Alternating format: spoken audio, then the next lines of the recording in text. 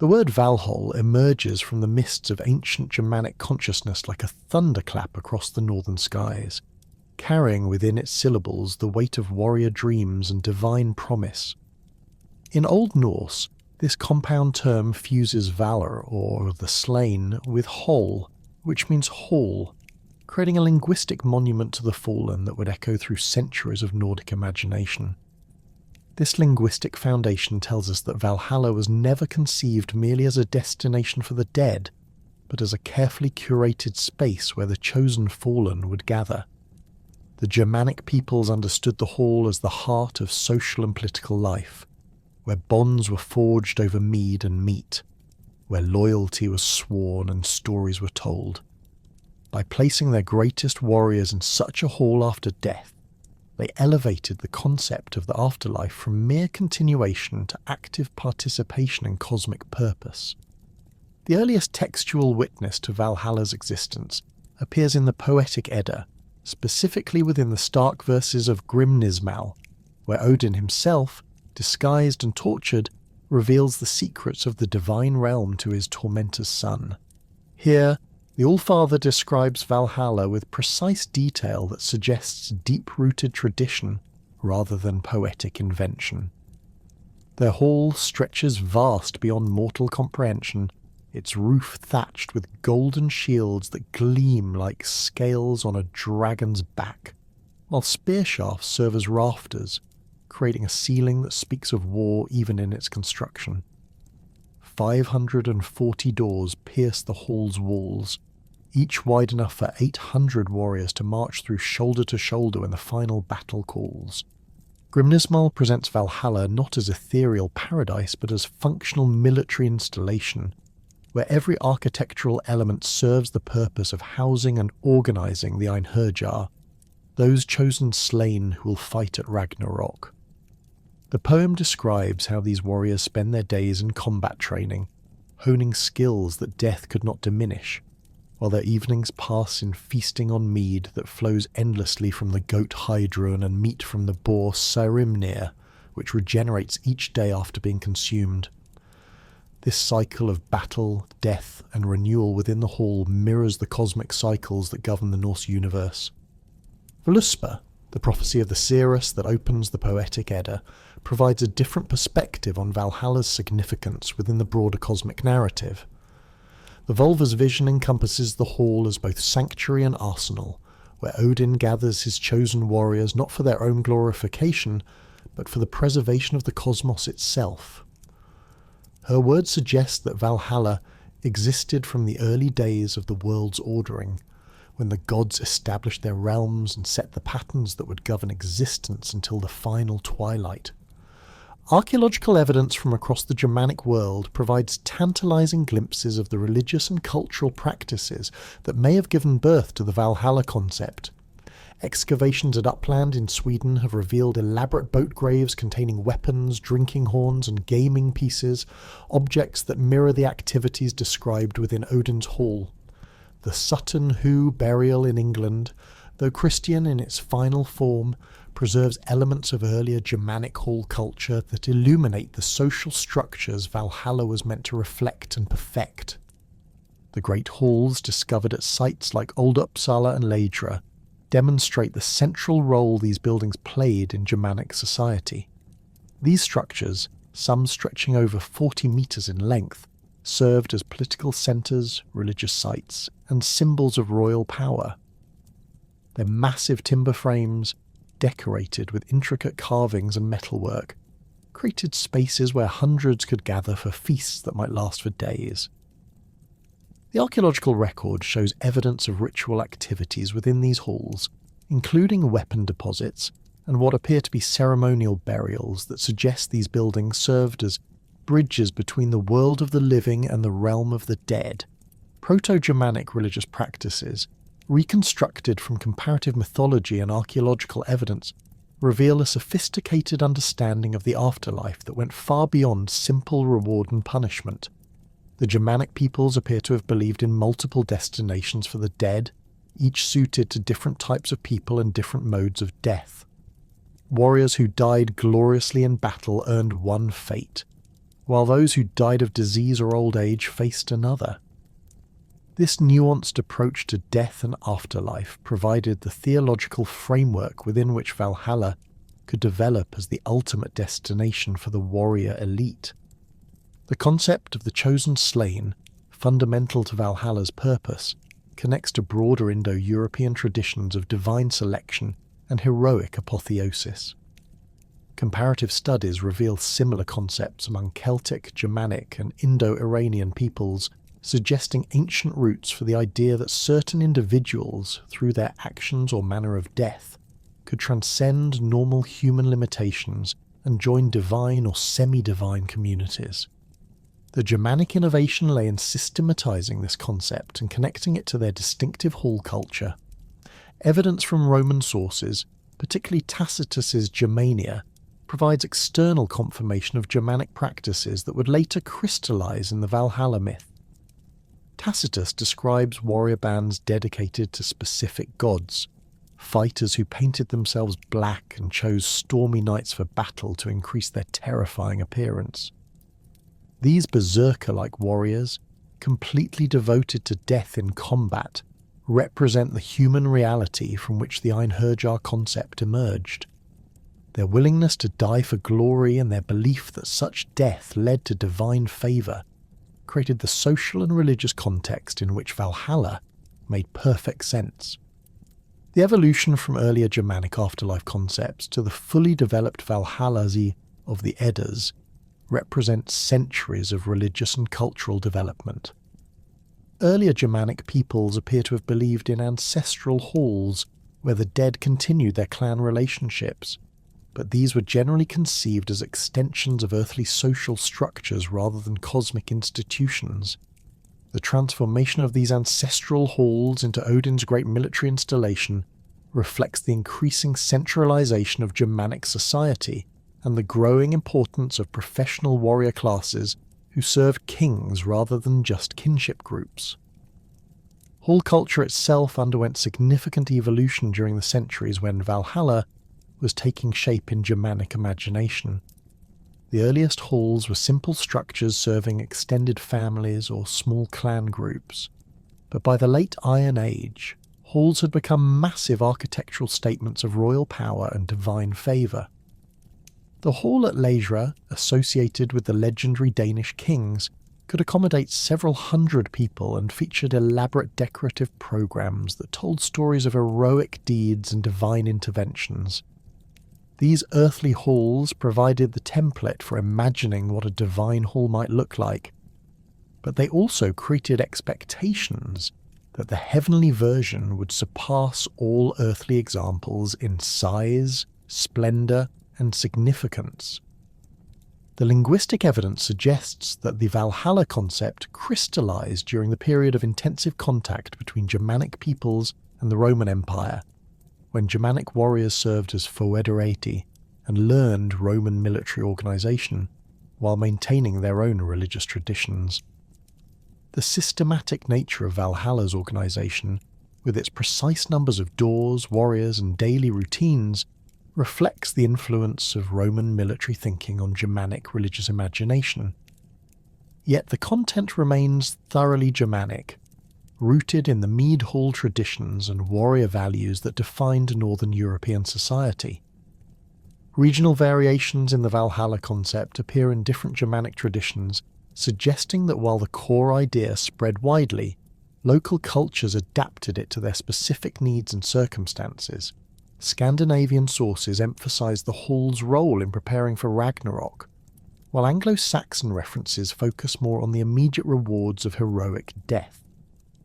Continental Germanic sources, filtered through Christian scribes, preserve fragments that suggest different emphases on the social aspects of the warrior afterlife versus its cosmic significance.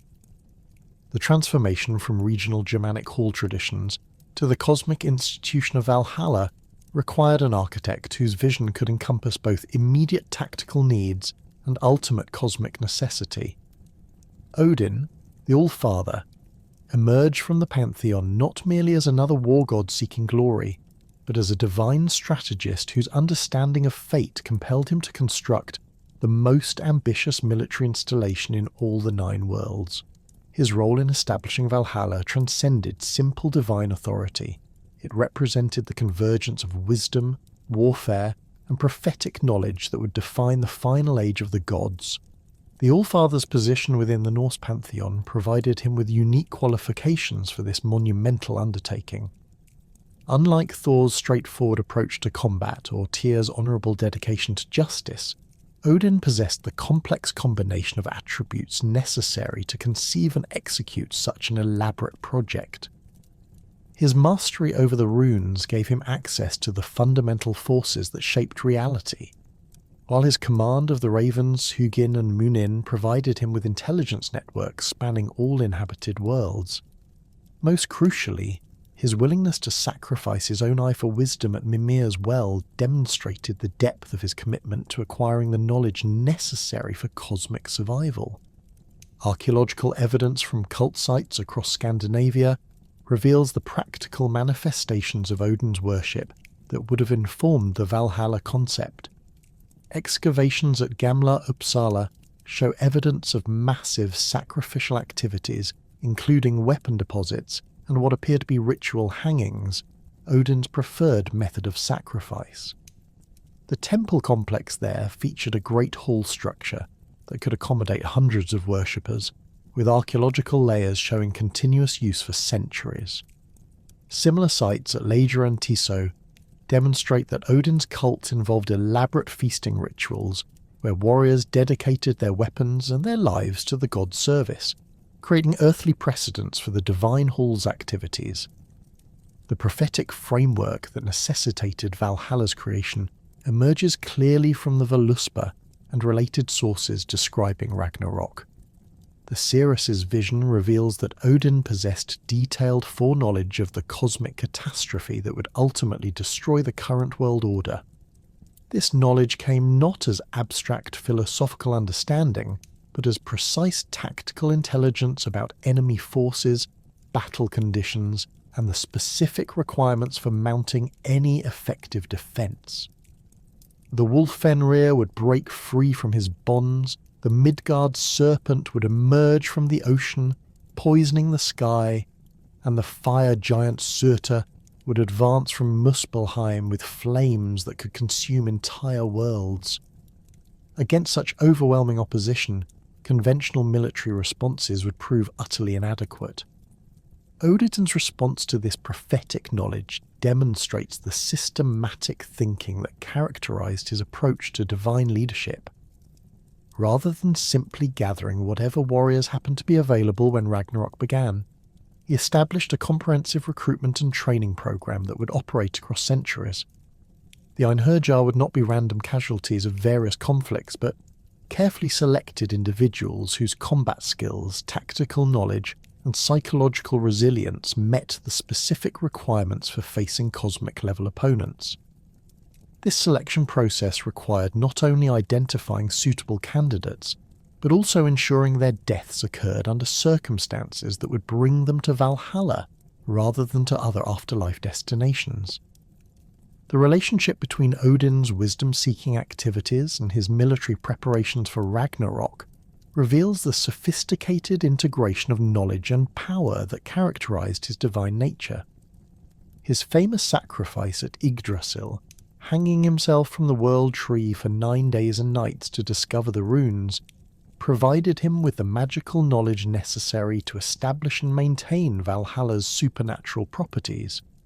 The runes gave him power over life and death, the ability to communicate across vast distances, and the capacity to bind oaths that would hold even in the afterlife. Without this runic knowledge, the complex magical systems that governed Valhalla's daily operations would have been impossible to implement. The Allfather's acquisition of the mead of poetry from the giant Suttungr further enhanced his qualifications for creating Valhalla. This magical beverage granted not only poetic inspiration, but also the ability to influence minds and shape cultural narratives. Through the mead's power, Odin could ensure that stories of Valhalla would spread throughout the mortal world, inspiring warriors to seek glorious deaths and creating the cultural conditions necessary for successful recruitment. The skaldic tradition that celebrated heroic death and promised divine reward served as Valhalla's recruitment propaganda, disseminated through Odin's influence over poets and storytellers. Odin's role as psychopomp, a guide for souls between worlds, provided the practical foundation for Valhalla's operation as a destination for the dead. His 8-legged horse Sleipnir could travel freely between all 9 worlds, making it possible to transport chosen warriors from their places of death to the divine hall. The Valkyries, his supernatural daughters and servants, extended this transportation network by operating directly on battlefields to identify and collect suitable candidates. This complex logistics system required divine oversight and coordination that only a god of Odin's multifaceted nature could provide. The architectural specifications for Valhalla reflect Odin's deep understanding of both military necessity and psychological motivation. The hall's 540 doors, each wide enough for 800 warriors to pass through simultaneously, were not arbitrary numbers but calculated requirements for rapid deployment when Ragnarok began. The golden shields that formed the roof and the spear shafts that served as rafters created an environment where every visual element reinforced the military purpose of the institution. The vast size of the hall, large enough to accommodate all the warriors who would die gloriously in battle throughout the entire pre-Ragnarok period, demonstrated Odin's comprehensive planning for a conflict that might not occur for centuries. The daily routine established within Valhalla reveals Odin's sophisticated understanding of military training and warrior psychology. The Einherjar spend each day in combat, fighting with weapons that cannot break and sustaining wounds that heal immediately when the battle ends. This training regimen serves multiple purposes: maintaining and improving combat skills, testing new tactical approaches, and preventing the psychological deterioration that might result from endless feasting without purpose. The evening meals of mead and boar meat provide not only sustenance, but also opportunities for the warriors to share knowledge from their various historical periods and cultural backgrounds. Odin's dual nature as both war god and death god created the theological framework necessary for Valhalla's existence.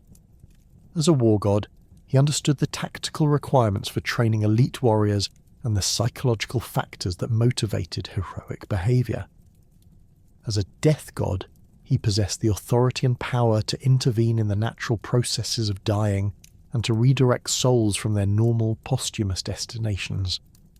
This combination of attributes was essential because Valhalla required active divine intervention in both the selection of candidates and the maintenance of their supernatural existence within the hall. The relationship between Odin's wisdom and his military preparations extends beyond simple tactical planning to encompass a deep understanding of cosmic cycles and divine limitations. His knowledge of Ragnarok included awareness that even the gods could not prevent the catastrophe entirely, but that proper preparation might allow some elements of the current cosmic order to survive and regenerate in the new world that would follow. Valhalla thus served not only as a military installation, but as a repository of warrior knowledge and cultural values that could be preserved through the cosmic transition. The selection criteria for the Einherjar reflect Odin's careful analysis of the specific challenges that Ragnarok would present. The chosen warriors needed not only individual combat skills, but also the ability to function effectively as part of a coordinated military force. They required psychological resilience sufficient to face supernatural opponents without breaking, tactical flexibility to adapt to unprecedented battle conditions, and cultural diversity to provide knowledge of various fighting techniques and strategic approaches. The systematic nature of this selection process demonstrates Odin's transformation from traditional Germanic war god to cosmic military planner. Odin's establishment of Valhalla also served important political functions within the divine hierarchy. By creating an institution that required the cooperation of other gods, the Valkyries for recruitment, various deities for magical support, and the entire Aesir pantheon for legitimacy, he strengthened the bonds that held the divine community together in preparation for their ultimate trial. The hall became a symbol of divine unity and purpose that helped maintain morale among the gods themselves as they faced the certainty of their own eventual destruction. The magical systems that governed Valhalla's operation required continuous divine oversight and periodic renewal of the enchantments that made the hall's supernatural properties possible. Odin's role as the hall's architect extended far beyond its initial construction to encompass ongoing maintenance of its magical infrastructure. The regenerating boar Sæhrimnir, the mid-producing goat Heiðrun, and the self-healing properties of the Einherjar all required complex magical frameworks that drew upon Odin's mastery of runic magic and his connections to the fundamental forces of the cosmos. The physical manifestation of Odin's grand design took shape in dimensions that challenged mortal comprehension, yet every measurement served precise military and symbolic purposes rooted in Germanic warrior tradition. The Grimnismal provides the most detailed architectural specifications for Valhalla, describing a structure whose scale reflected not divine ostentation, but tactical necessity. The hall stretched across the landscape of Gladsheimer with 540 doors piercing its walls, each portal measuring wide enough to accommodate 800 fully armed warriors marching abreast in perfect formation. These measurements were not arbitrary. They represented calculated requirements for rapid deployment when the final battle would demand every Einherjar to exit simultaneously and form battle lines with maximum efficiency. The mathematical precision of these specifications reveals sophisticated military planning embedded within the hall's design. With 540 doors each accommodating 800 warriors, Valhalla could theoretically deploy 432,000 fighters in a single coordinated movement. This number corresponds to various references in Norse sources about the size of the army that would march to Ragnarok, suggesting that the architectural plans directly reflected strategic requirements, rather than symbolic representation. The doors themselves were positioned at regular intervals around the hall's perimeter, ensuring that no warrior would need to travel excessive distances to reach an exit point during emergency deployment. The construction materials chosen for Valhalla's structure transformed weapons of war into architectural elements, creating a building that proclaimed its martial purpose through every component. The roof consisted of overlapping shields arranged like scales, their golden surfaces catching and reflecting light to create a brilliant canopy that could be seen from vast distances across the divine realm. These were not decorative representations of shields, but actual battle-tested war gear taken from the greatest warriors throughout history, each bearing the scars and decorations that marked its owner's achievements.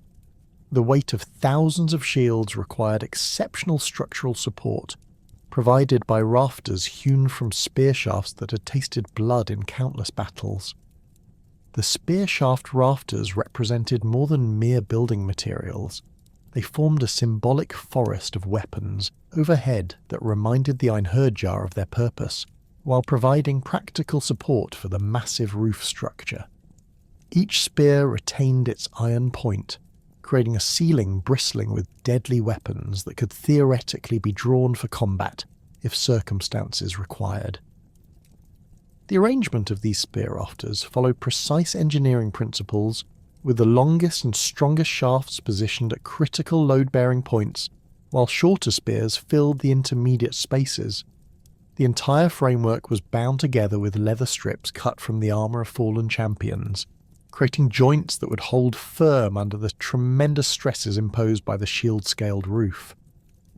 The interior furnishings continued the theme of warfare transformed into domestic comfort, with benches fashioned from mailcoats that had protected warriors in their final battles.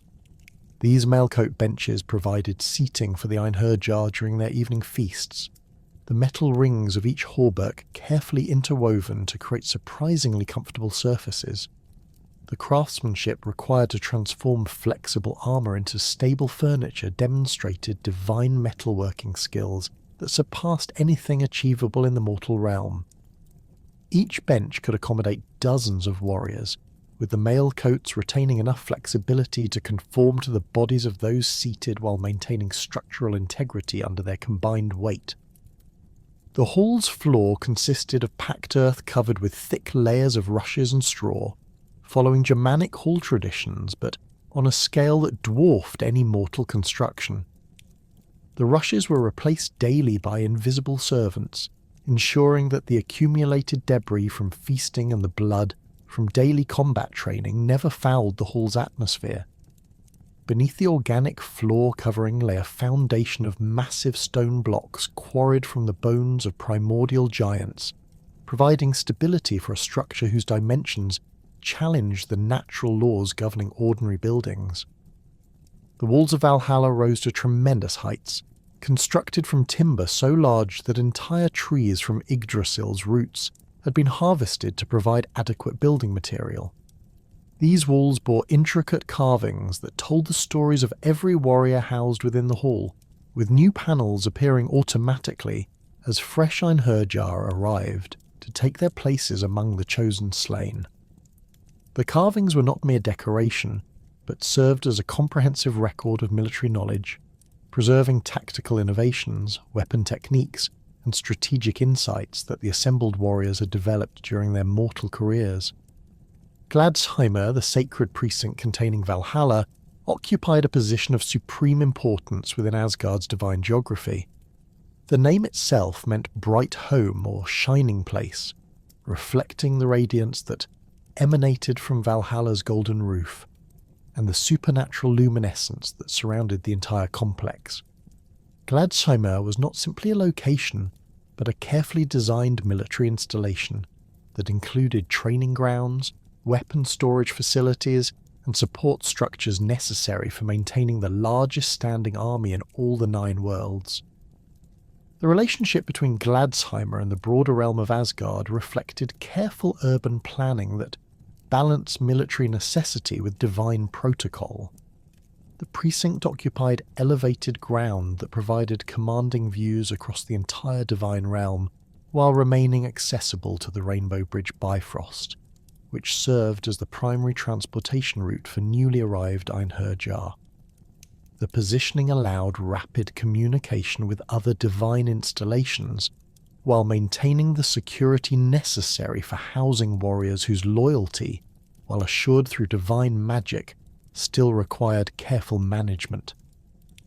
Within Gladsheimer's boundaries, multiple subsidiary buildings supported Valhalla's primary function.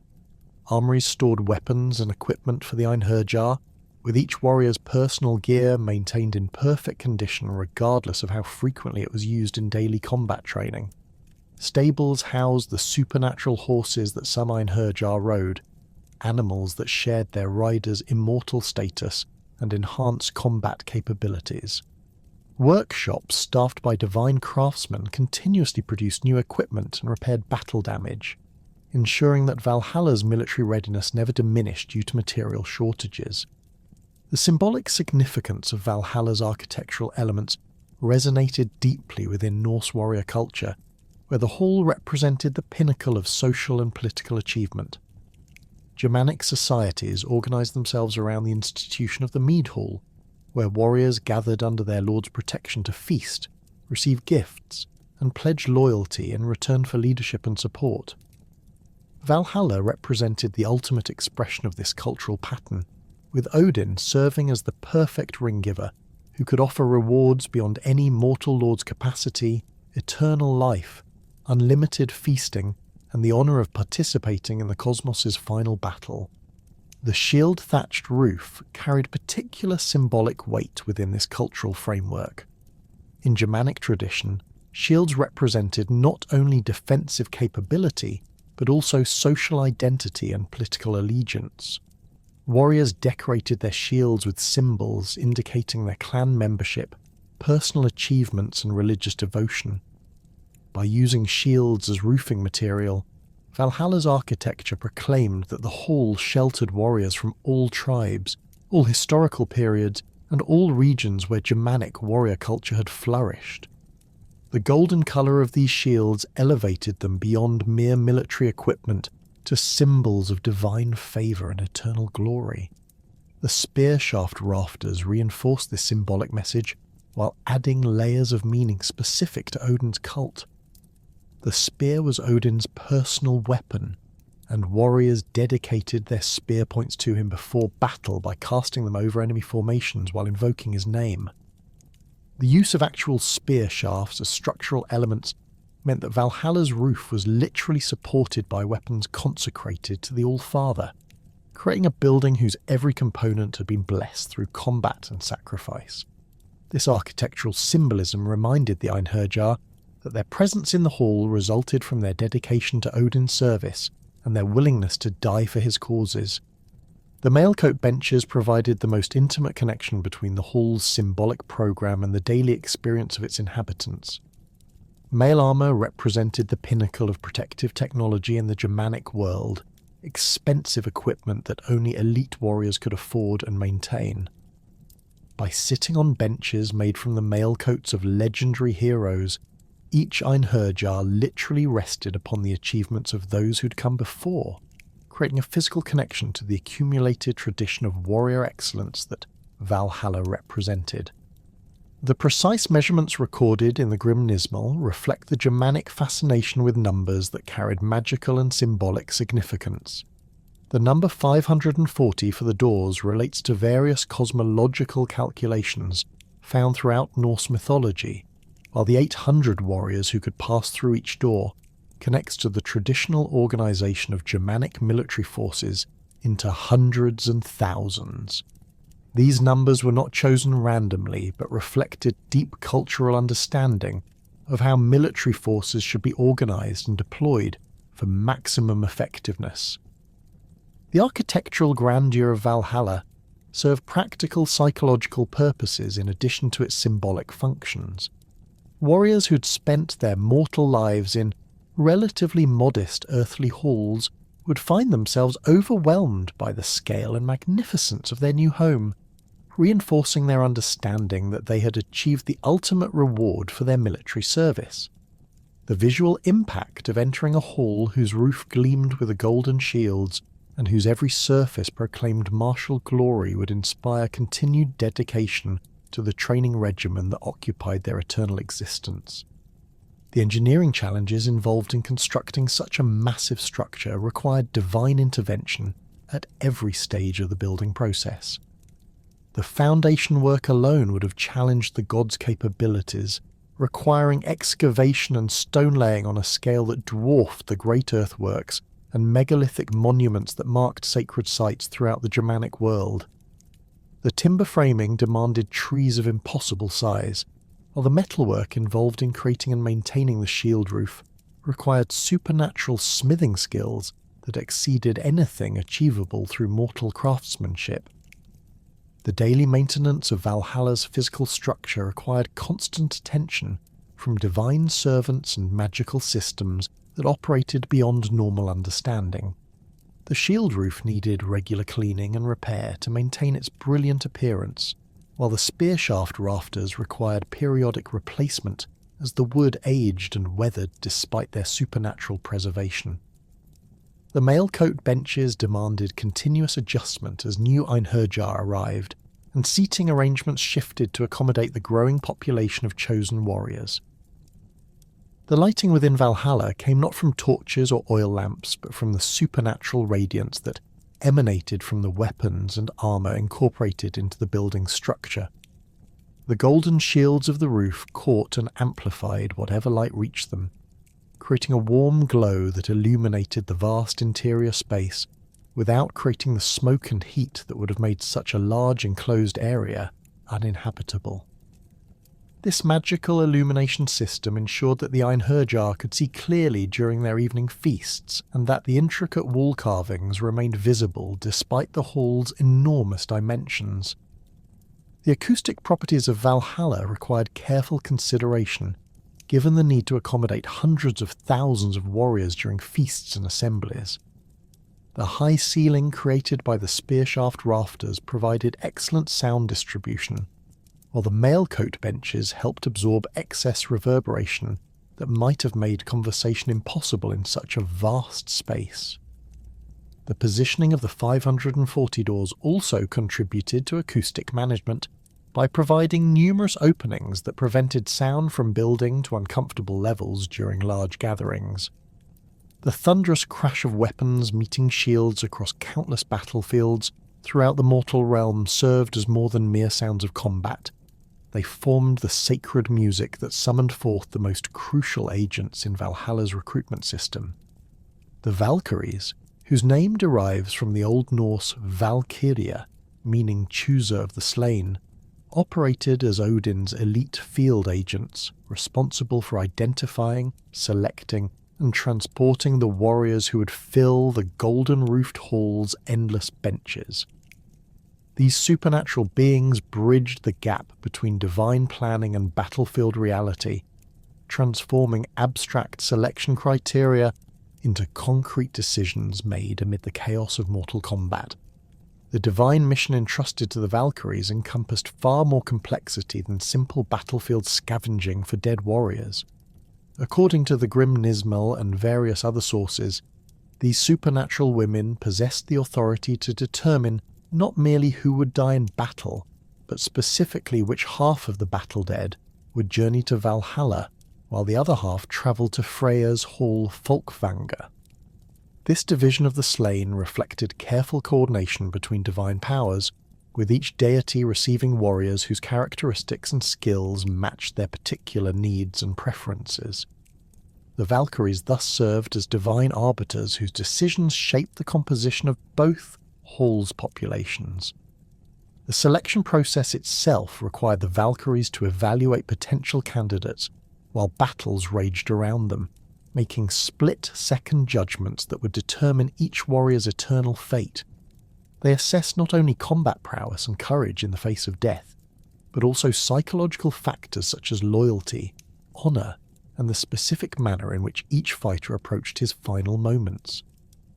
A warrior who died bravely but showed excessive concern for personal survival might find himself bound for Hell's realm, while one who embraced death as a pathway to greater service could earn passage to Odin's hall. The Valkyries possessed supernatural perception that allowed them to see beyond surface actions to evaluate the deeper motivations and character traits that would determine each candidate's suitability for eternal military service. Archaeological evidence from across Scandinavia provides insight into how Germanic peoples understood the Valkyries' battlefield activities. Excavations at sites like Illerupadal in Denmark have revealed massive weapon deposits containing thousands of deliberately destroyed spears, swords, and shields that appear to represent offerings made after major battles. The systematic destruction of these weapons, bent, broken, and cast into sacred waters, suggests ritual activities that may have been intended to attract Valkyrie attention or to honour warriors who had been selected for divine service. Similar deposits at Vimos and other sites contain weapons bearing runic inscriptions that invoke Odin's protection and express hopes for glorious death, indicating widespread belief in supernatural selection processes operating on battlefields.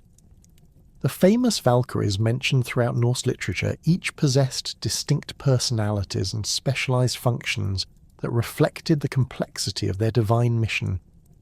Brynhild, perhaps the most renowned of these supernatural choosers, appears in the Volsunga saga as a figure whose personal desires conflicted with Odin's commands, resulting in her punishment and eventual involvement in mortal affairs. Her story reveals that Valkyries possessed individual agency and could make decisions based on personal judgment rather than simply following divine orders mechanically. When Brynhild chose to grant victory to a warrior whom Odin had marked for defeat, she demonstrated the autonomous nature of Valkyrie decision-making while also showing the consequences that could result from defying the All-Father's strategic plans. Skuld, whose name means debt or obligation, represented the Valkyrie's connection to fate and the inexorable nature of cosmic justice.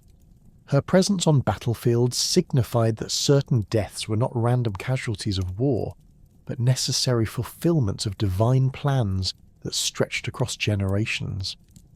Warriors who encountered Skuld in their final moments understood that their death served purposes beyond their individual circumstances, connecting their personal sacrifices to the broader cosmic struggle that would culminate at Ragnarok. Her selection criteria focused particularly on warriors whose deaths would create the specific conditions necessary for future events to unfold according to divine prophecy. Gunnar, whose name derives from Gunnar meaning battle or war, specialised in identifying warriors whose combat skills and tactical knowledge would prove most valuable in training other Einherjar within Valhalla's halls. Her selections often focused on veteran fighters who had developed innovative techniques or who possessed extensive experience in commanding troops under difficult conditions. The warriors chosen by Gunnar typically became instructors and leaders within Valhalla's training programs, passing their knowledge to newly arrived Einherjar, who might possess raw courage but lacked the refined skills necessary for facing supernatural opponents. Rota, whose name means sleet or storm, operated primarily during the most chaotic and violent battles where conventional military formations broke down and individual prowess became the determining factor in survival. Her selections favoured warriors who maintained their fighting effectiveness even when separated from their companions and facing overwhelming odds. These berserker-type fighters, chosen during moments of supreme individual heroism, brought to Valhalla the psychological resilience and personal combat skills that would prove essential when the cosmic battle's organised phases devolved into individual duels between gods, giants, and monsters. The criteria governing Valkyries' selection decisions evolved from careful analysis of the specific challenges that Ragnarok would present to the assembled Einherjar. The cosmic battle would not resemble ordinary mortal conflicts, where human opponents followed predictable patterns and employed familiar weapons and tactics. Instead, the Einherjar would face supernatural enemies whose capabilities exceeded normal understanding, giants who could manipulate natural forces, monsters whose very presence poisoned the environment, and magical opponents who could reshape reality through will alone. The Valkyries therefore needed to identify warriors whose mental flexibility and adaptability would allow them to function effectively against such unprecedented opposition. Divine politics played a significant role in shaping Valkyries' selection practices, as the cosmic balance between different divine factions required careful management of military resources. Odin's alliance with other Aesir gods meant that Valhalla's recruitment could not simply drain the best warriors from every conflict without considering the needs of allied deities who also required supernatural servants and champions. The Valkyries operated within a complex framework of divine diplomacy that allocated warrior souls according to negotiated agreements between various powers, ensuring that no single deity accumulated overwhelming military advantages that might destabilize the cosmic order before Ragnarok arrived. The transportation of chosen warriors from their places of death to Valhalla required the Valkyries to operate sophisticated logistic systems that spanned multiple realms simultaneously. Each Valkyrie possessed supernatural horses capable of travelling through air and across dimensional boundaries, allowing them to collect fallen warriors from battlefields throughout the mortal world and deliver them to Odin's hall within moments of their selection. These horses, often described as having 8 legs like Odin's own Sleipnir, could carry multiple passengers while maintaining the speed necessary to complete their missions before the warriors' souls became bound to other afterlife destinations. The physical transformation that occurred during this transportation process prepared the selected warriors for their new existence within Valhalla's supernatural environment. The Valkyries possessed the power to heal mortal wounds, restore severed limbs, and enhance physical capabilities beyond normal human limitations, while preserving the essential personality and memories that made each warrior valuable. This transformation was not mere resurrection, but a fundamental alteration of each individual's nature, granting them the immortality and enhanced abilities necessary for eternal military service, while maintaining the skills and experience they had developed during mortal life. Within Valhalla itself, the Valkyries assumed different roles that complemented their battlefield activities. They served as the hall's primary servants, ensuring that the daily feast proceeded smoothly and that the Einherjar received proper care and attention. This domestic service was not demeaning labour, but represented the extension of their protective function from the battlefield to the hall, where they continued to nurture and support the warriors they had chosen. The Valkyries' intimate knowledge of each Einherjar's background and capabilities made them ideal intermediaries between Odin's strategic planning and the practical implementation of training programs. The serving duties performed by Valkyries during Valhalla's evening feasts involved more than simply distributing mead and meat to the assembled warriors. They carried messages between different groups of Einherjar, facilitating the exchange of tactical knowledge and combat techniques between fighters from different historical periods and cultural backgrounds. A Valkyrie might carry information about Roman military formations from a centurion who had died defending Hadrian's Wall to a Viking warrior who had fallen at Stamford Bridge, enabling both fighters to incorporate new tactical concepts into their eternal training regimen. The Valkyries also served as Odin's intelligence network within Valhalla, observing the Einherjar's behaviour and reporting on their progress in adapting to their new circumstances. Some warriors struggled with the transition from mortal life to eternal military service, requiring additional support and guidance to reach their full potential as cosmic defenders. The Valkyries identified these adjustment problems early and implemented interventions that helped struggling Einherjar integrate successfully into Valhalla's community, while maintaining the high standards necessary for the hall's ultimate purpose. The relationship between individual Valkyries and specific Einherjar often extended beyond the initial selection and transportation process. Many sources described Valkyries who maintained particular interest in warriors they had chosen, serving as mentors and guides throughout their eternal existence. This personal connection reflected the Valkyries' deep understanding of each warrior's character and potential, knowledge gained through their supernatural perception during the selection process.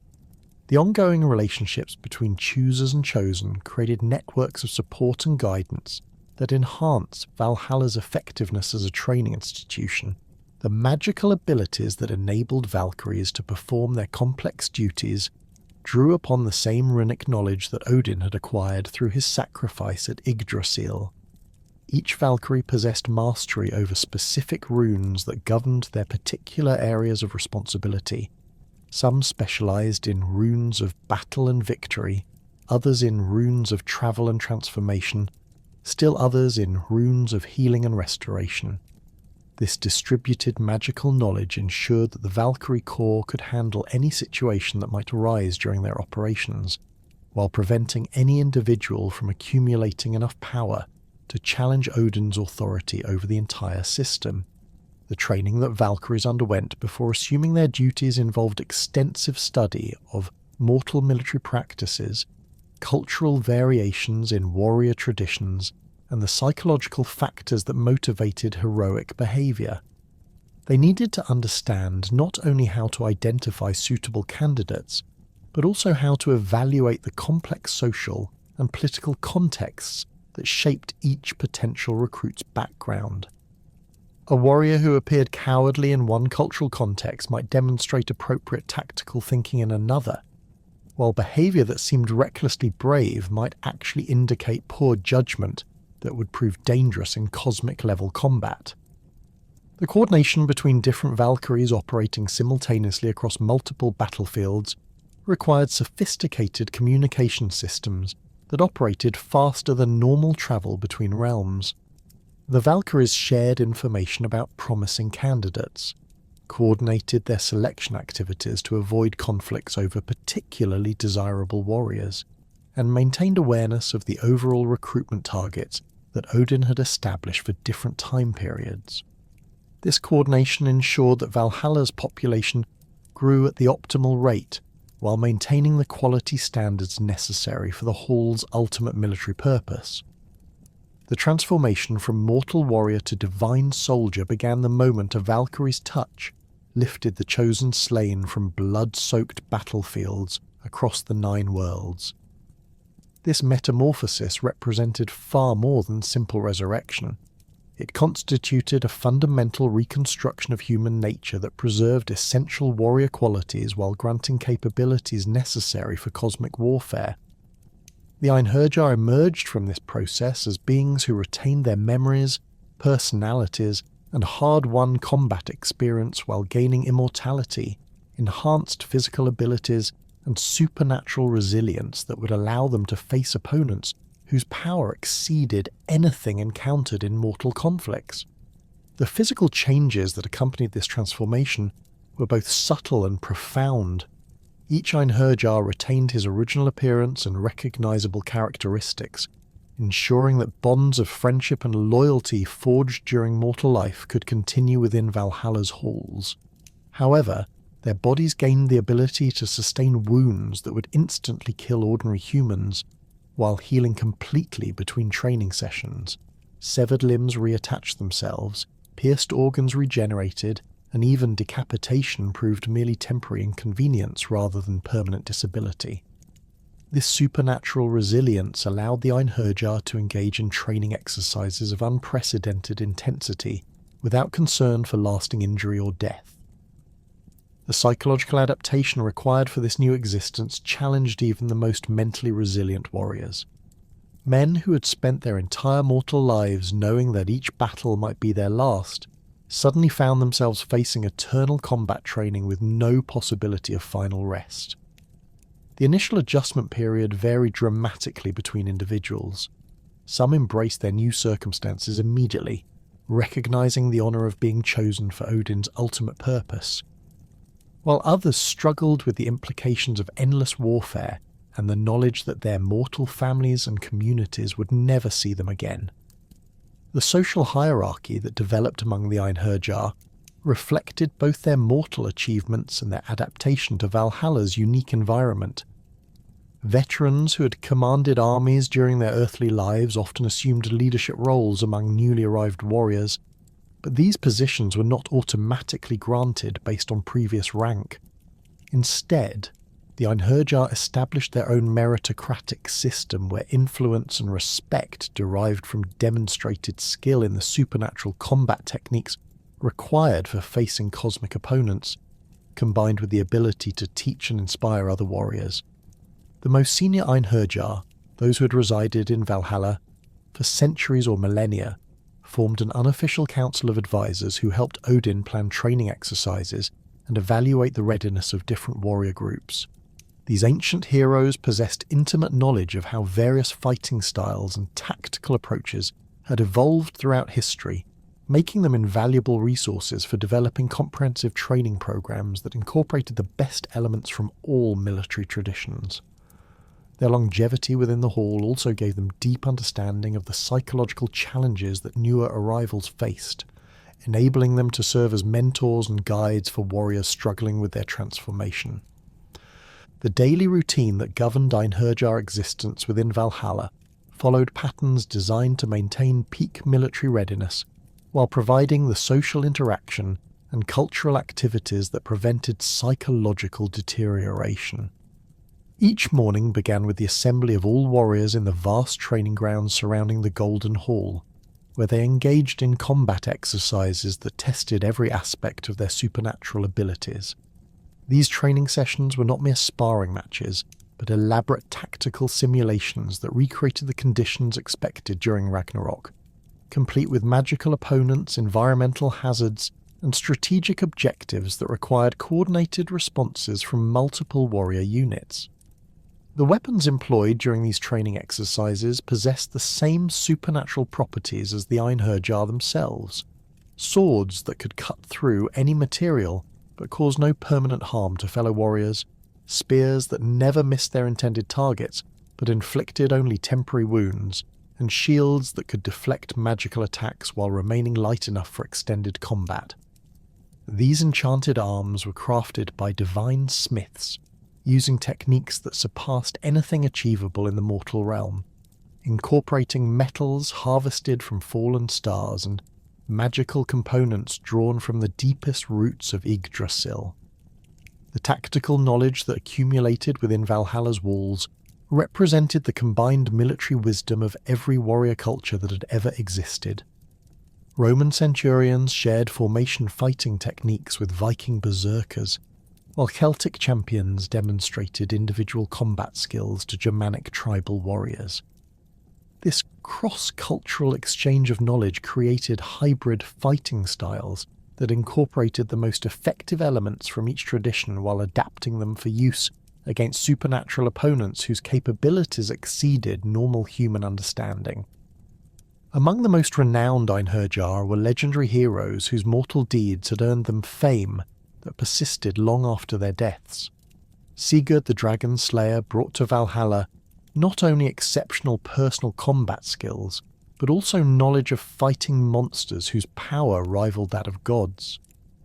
His experience in facing Fafnir, the dragon whose magical abilities and immense physical strength made him nearly invincible, provided crucial insights into the tactics that might prove effective against the cosmic monsters that would emerge during Ragnarok. Sigurd's presence among the Einherjar served as both inspiration and practical resource, demonstrating that even the most powerful supernatural opponents could be defeated through courage, skill, and proper preparation. Starkad, the legendary warrior whose unnaturally long life had allowed him to participate in conflicts spanning multiple generations, contributed strategic knowledge that encompassed centuries of military evolution.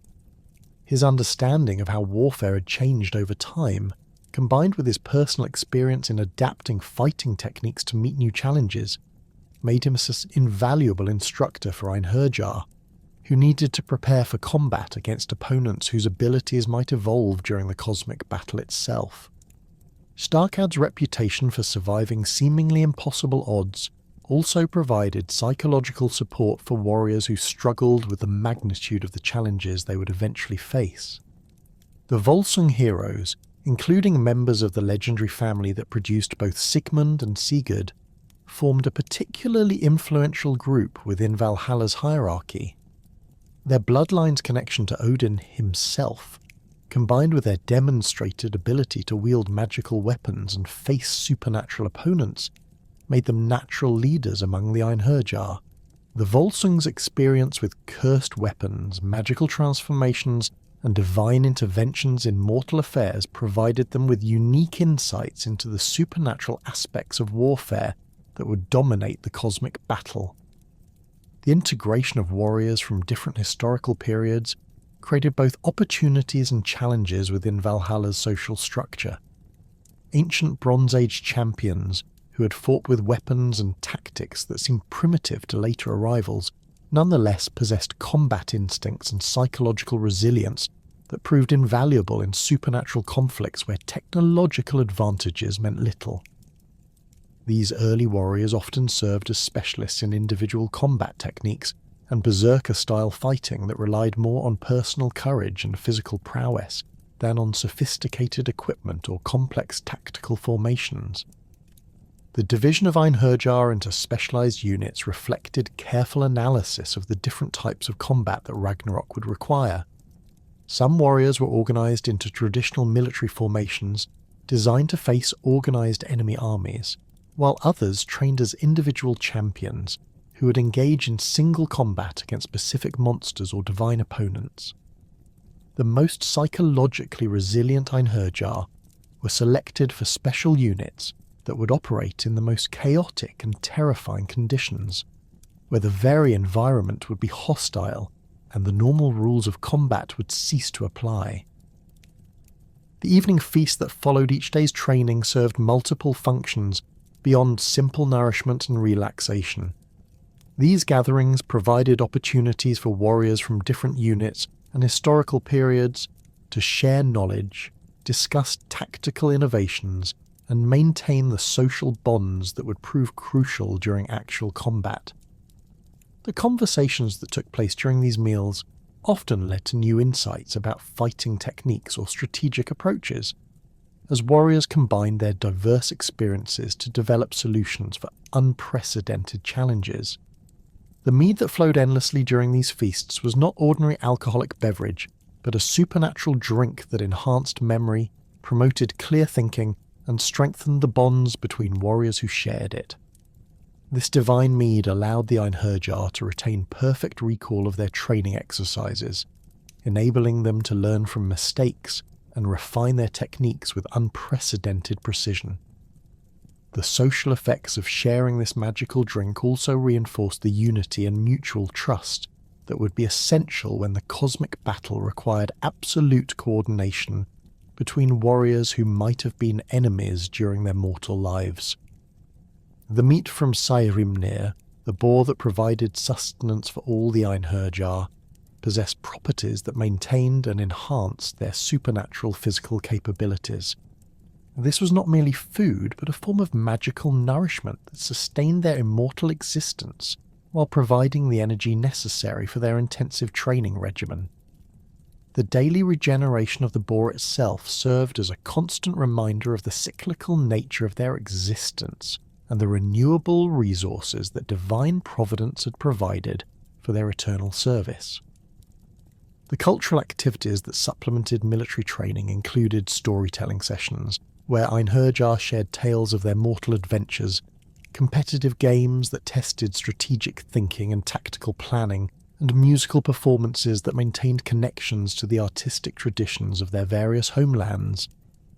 These activities served important psychological functions by providing relief from the intensity of constant combat preparation, while preserving the cultural diversity that made the Einherjar such a valuable military resource. The weapons training that occupied much of each Einherjar's time encompassed not only traditional mortal combat techniques, but also supernatural fighting methods that would be necessary for facing divine and monstrous opponents. Warriors learned to channel divine power through their weapons, to fight effectively while experiencing magical transformations, and to maintain combat effectiveness in environments where normal physical laws might not apply. This advanced training required years or even centuries to master completely, but the eternal nature of their existence provided unlimited time for achieving perfect proficiency. The tactical simulations conducted within Valhalla's training grounds recreated specific scenarios that the Einherjar might encounter during Ragnarok, based on prophetic knowledge that Odin had gathered from various sources. These exercises included battles against opponents who could manipulate fire and ice, combat in environments where the ground itself might be unstable or hostile, and coordinated attacks against enemies who possess both physical and magical capabilities far exceeding anything found in the mortal world. The first light that pierced the golden shields of Valhalla's roof each morning carried with it the clarion call that summoned 432,000 warriors from their rest to begin another cycle of preparation for cosmic war. The Einherjar rose from benches fashioned from mail coats, with movements that retained the disciplined precision of their mortal military service, yet moved with supernatural fluidity that marked their transformation into divine soldiers. No trumpet sounded, no drumbeat marked time. The warriors responded to an internal rhythm that connected them to the cosmic forces governing their eternal existence, rising as one body despite their diverse origins across centuries of human conflict. The vast courtyard surrounding Valhalla stretched across leagues of divine territory, its boundaries marked by weapon racks that held spare arms for the daily combat exercises. This training ground had been carved from the living rock of Asgard itself, its surface polished smooth by countless centuries of warrior feet, yet never showing wear despite the tremendous forces unleashed during supernatural combat. The ground possessed properties that allowed it to absorb and dissipate the magical energies released during training without sustaining permanent damage, while providing perfect footing for warriors whose enhanced abilities allowed them to move with speed and power that would shatter ordinary surfaces. The organisation of morning combat training reflected sophisticated military planning that drew upon tactical knowledge accumulated from every warrior culture represented among the Einherjar. Roman formations stood alongside Germanic shield walls, while Celtic champions demonstrated individual combat techniques that Viking berserkers adapted to their own fighting styles. The training exercises were not random melees but carefully structured scenarios that tested specific skills and tactical approaches under conditions designed to simulate the supernatural challenges of Ragnarok. Each warrior carried weapons that bore the scars of countless training sessions, yet remained perpetually sharp and perfectly balanced. These supernatural arms had been forged by divine smiths, using techniques that incorporated both traditional metalworking and runic magic, creating implements that could inflict wounds severe enough to test combat skills without causing permanent harm to their immortal wielders. A sword thrust that would pierce the heart healed within moments, while severed limbs reattached themselves as soon as the training exercise concluded, allowing the Einherjar to experience the full intensity of mortal combat without the finality that had marked their earthly battles. The combat formations that developed during these morning sessions represented military innovations that surpassed anything achieved in mortal warfare. Warriors who'd commanded legions during the height of Roman power worked alongside Viking jarls to create hybrid tactical approaches that combine the disciplined coordination of professional armies with the individual ferocity of tribal warriors. Germanic champions who had mastered berserker techniques taught their supernatural fury to Greek hoplites, while Celtic druids who had achieved warrior status shared knowledge of combat magic with Saxon thanes. Starkad, whose unnaturally extended mortal life had encompassed multiple generations of warfare, often served as drill instructor for newly arrived Einherjar, who needed to adapt their earthly fighting skills to supernatural combat conditions. His booming voice carried across the training grounds as he demonstrated techniques for fighting opponents whose size and strength exceeded normal human capabilities, showing how conventional weapon work could be modified to remain effective against giants and monsters. The legendary warrior's personal experience in facing supernatural opponents during his extended mortal career made him uniquely qualified to prepare other Einherjar for the cosmic challenges they would eventually confront. The weapons practice that occupied much of each morning involved not only traditional sword work and spear fighting, but also training with implements specifically designed for use against supernatural opponents. Divine smiths had crafted spears whose points could pierce magical armour, swords whose edges could cut through illusions and enchantments, and shields that could deflect attacks from enemies who wielded the fundamental forces of nature as weapons. The Einherjar learned to channel divine power through these weapons, transforming ordinary combat techniques into supernatural fighting methods that would prove essential during Ragnarok. The tactical scenarios recreated during training exercises drew upon prophetic knowledge that Odin had gathered through his various wisdom-seeking activities. The Einherjar practiced fighting in environments where fire and ice battled for dominance, where the ground itself might shift and change during combat, and where opponents possessed the ability to manipulate reality through will alone. These simulations required the warriors to develop mental flexibility and adaptability that went far beyond the tactical thinking required for mortal warfare, preparing them for battles where conventional military logic might prove inadequate. As the morning training concluded with the sun reaching its zenith over Gladsheimer, the Einherjar returned to Valhalla's vast interior for the daily feast that would restore their strength and provide opportunity for the social interaction essential to maintaining unit cohesion among warriors drawn from vastly different cultural backgrounds.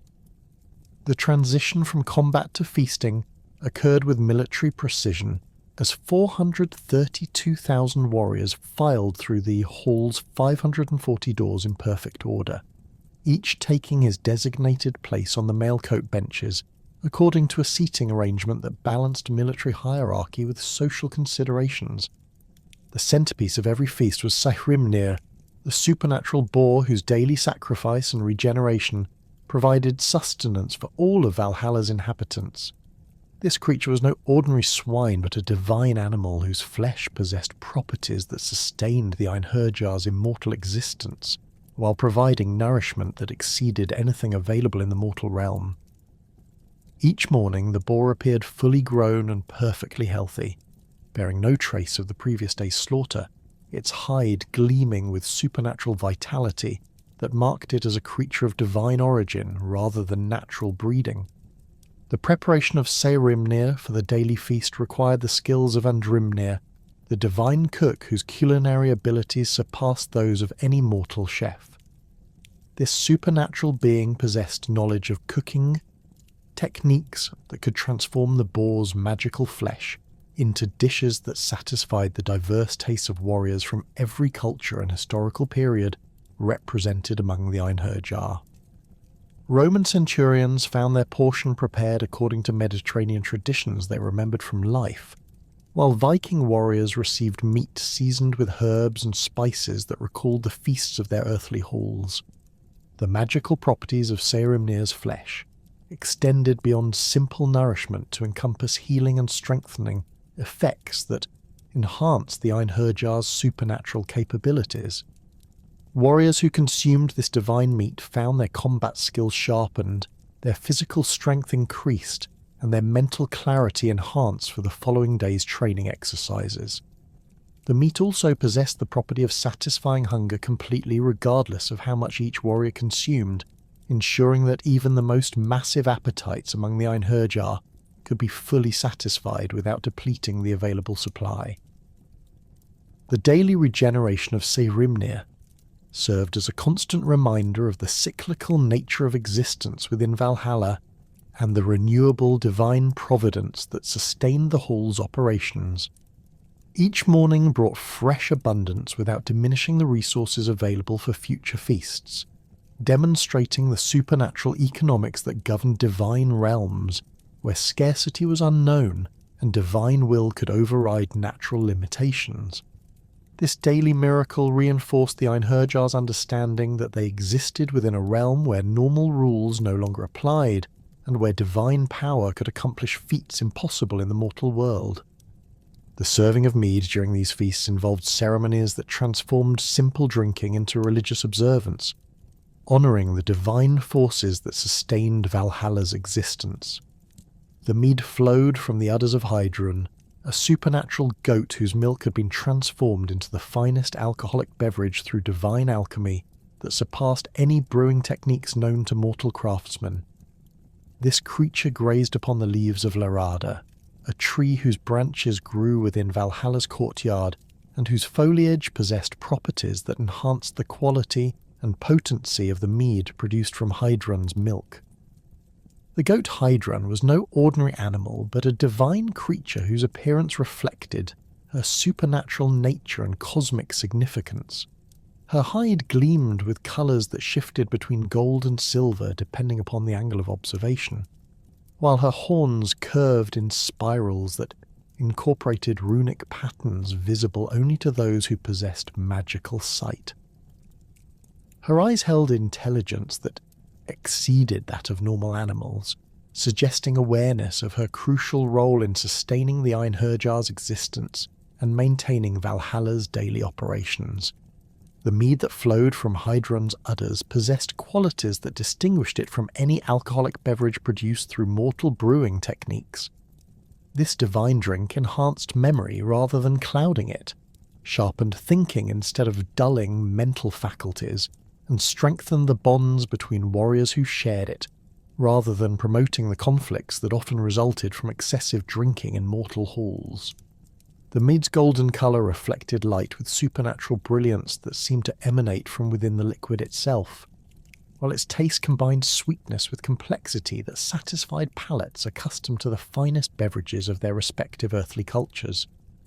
The Valkyries who served this mead during the daily feasts moved through Valhalla's vast interior with grace that combined martial precision with feminine elegance, their supernatural nature evident in movements that seemed to flow like water, while maintaining the disciplined bearing of elite warriors.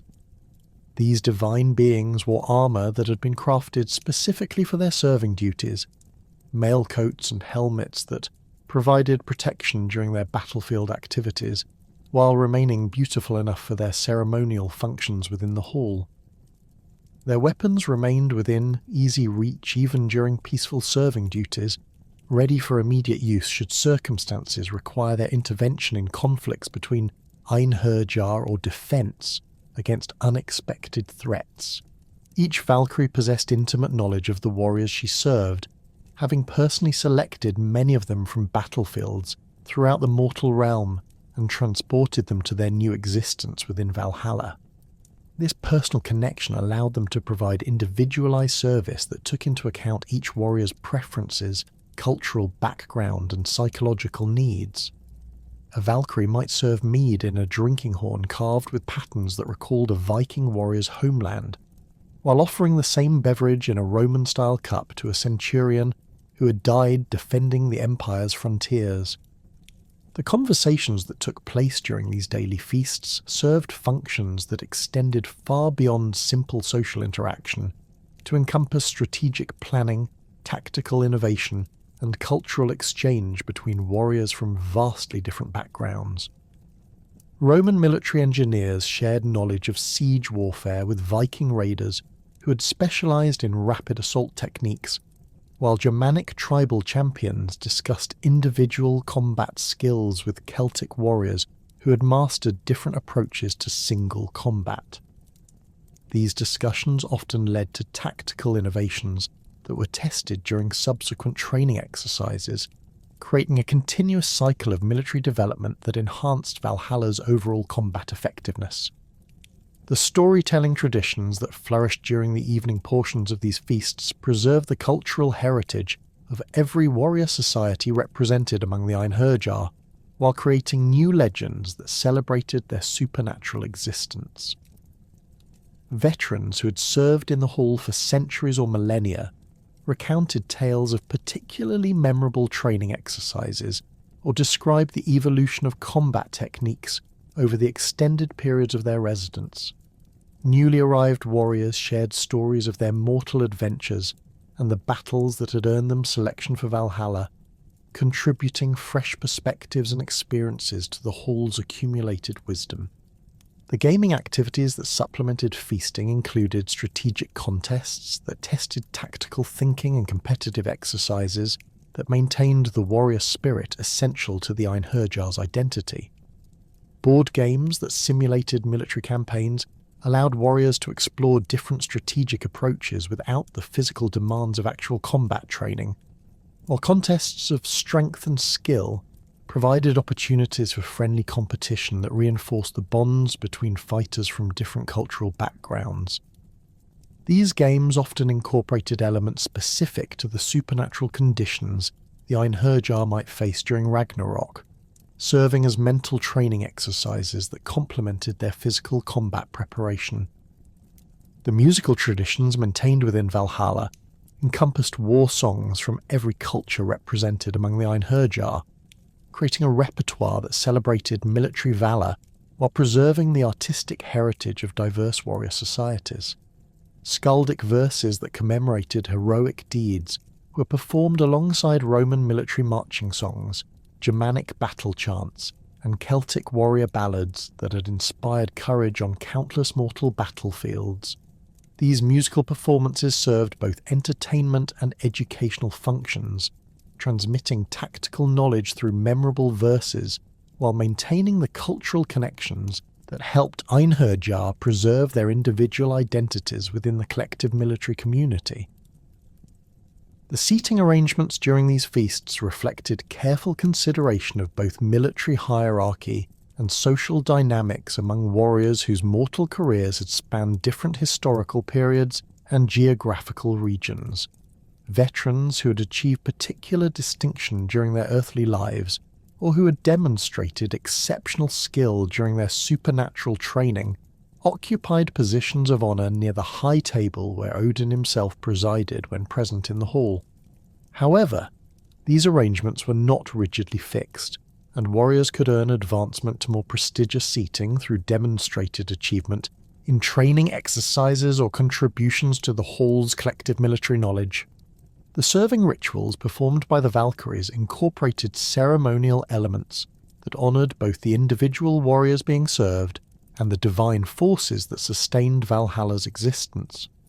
Each presentation of mead was accompanied by formal phrases that acknowledged the warrior's achievements and affirmed his dedication to the cosmic struggle that would culminate at Ragnarok. These ceremonies reinforced the sacred nature of the Einherjar's existence while maintaining the military discipline essential to their ultimate purpose as defenders of the cosmic order. The daily renewal of sustenance within Valhalla's golden walls depended upon creatures whose supernatural nature transcended the ordinary animals of Midgard, beings whose very existence demonstrated the divine providence that sustained the cosmic military installation. Among these sacred beasts, none held greater significance than Sæhrimnir, the boar whose flesh provided eternal nourishment for the assembled Einherjar, while embodying the cyclical nature of death and regeneration that governed existence within the divine realm. Sæhrimnir appeared each dawn in the courtyard adjacent to Valhalla's main hall, fully grown and bearing no trace of the previous day's slaughter that had provided meat for hundreds of thousands of warriors. This creature stood larger than any earthly boar, its shoulders reaching the height of a tall man's chest, while its tusks curved upward in spirals that gleamed with supernatural whiteness. The boar's hide displayed a deep brown colour that seemed to absorb and reflect light simultaneously, creating an appearance that marked it as fundamentally different from any natural animal. Its eyes held intelligence that exceeded normal animal awareness, suggesting consciousness of its unique role in sustaining the divine military establishment. The cosmic significance of Sæhrimnir extended far beyond its function as a food source to encompass profound theological implications about the nature of sacrifice and renewal within Norse cosmology. The boar's daily death and resurrection paralleled the cyclical patterns that governed the Norse universe, where destruction and creation formed an endless cycle that would culminate in Ragnarok and the subsequent renewal of the cosmos. Each morning's appearance of the fully restored boar served as a tangible reminder to the Einherjar that death was not an ending but a transformation that could lead to new forms of existence and service. The preparation of Sæhrimnir for the daily feast required the specialized skills of Andrimnir, the divine cook whose name meant sooty-faced from the fire. This supernatural being possessed culinary knowledge that surpassed any mortal chef, understanding techniques for transforming the boar's magical flesh into dishes that could satisfy the diverse tastes and nutritional needs of warriors drawn from every culture and historical period represented within Valhalla. Andrimnir's cooking methods incorporated both traditional techniques familiar from mortal kitchens and supernatural processes that enhanced the meat's magical properties while ensuring that every portion retained the full nutritional and strengthening effects necessary for maintaining the Einherjar's immortal existence. The magical properties inherent in Sæhrimnir's flesh provided more than simple sustenance to those who consumed it during Valhalla's daily feasts. Warriors who ate this divine meat found their supernatural healing abilities enhanced, their physical strength increased, and their mental clarity sharpened for the following day's combat training.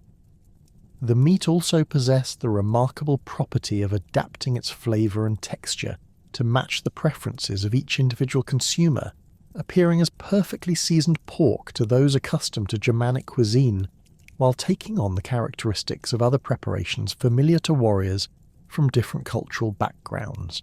The quantity of meat provided by Sæhrimnir's daily sacrifice defied natural limitations, with the single boar providing sufficient nourishment for all 432,000 Einherjar, regardless of their individual appetites or consumption patterns.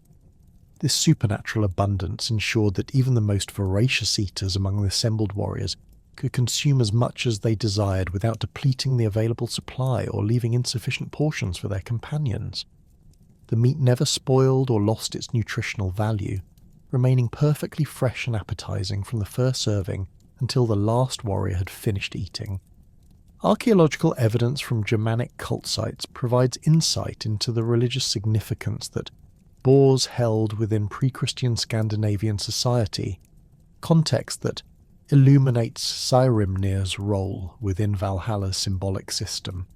Excavations at sites like Uppland and Gotland have revealed numerous boar figurines, decorative boar imagery on weapons and jewellery, and ritual deposits that include boar tusks and other pig-related artefacts. The Gundestrup cauldron, discovered in Denmark but reflecting Celtic artistic traditions with Germanic influences, features prominent boar imagery that suggests these animals held sacred significance across multiple Northern European cultures. The connection between boars and warrior culture appears throughout Germanic literature and archaeological evidence, with these animals serving as symbols of courage, ferocity, and supernatural power. The Sutton Hoo helmet features a bronze boar crest that was designed to provide magical protection to its wearer, while numerous weapon deposits contain boar-decorated spear points and sword hilts that invoke the animal's protective powers. The choice of a boar as Valhalla's eternal food source thus reflected deep-rooted cultural associations that would have resonated powerfully with the Germanic warriors who formed the core of the Einherjar population. The daily cycle of Sæhrimnir's death and regeneration created a temporal rhythm that structured life within Valhalla, while providing constant reinforcement of the theological principles underlying the hall's existence.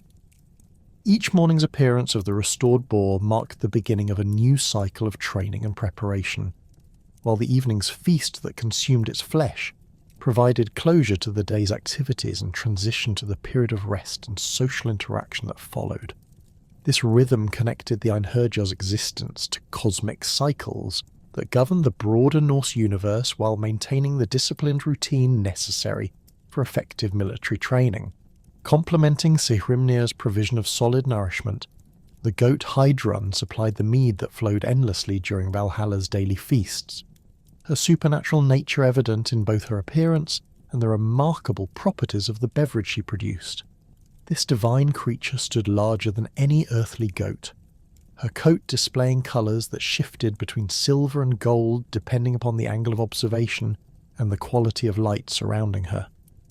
Her horns curved in elegant spirals that incorporated runic patterns visible only to those who possessed magical sight, while her eyes held the same supernatural intelligence that marked all of Valhalla's sacred animals as beings that transcended normal animal consciousness.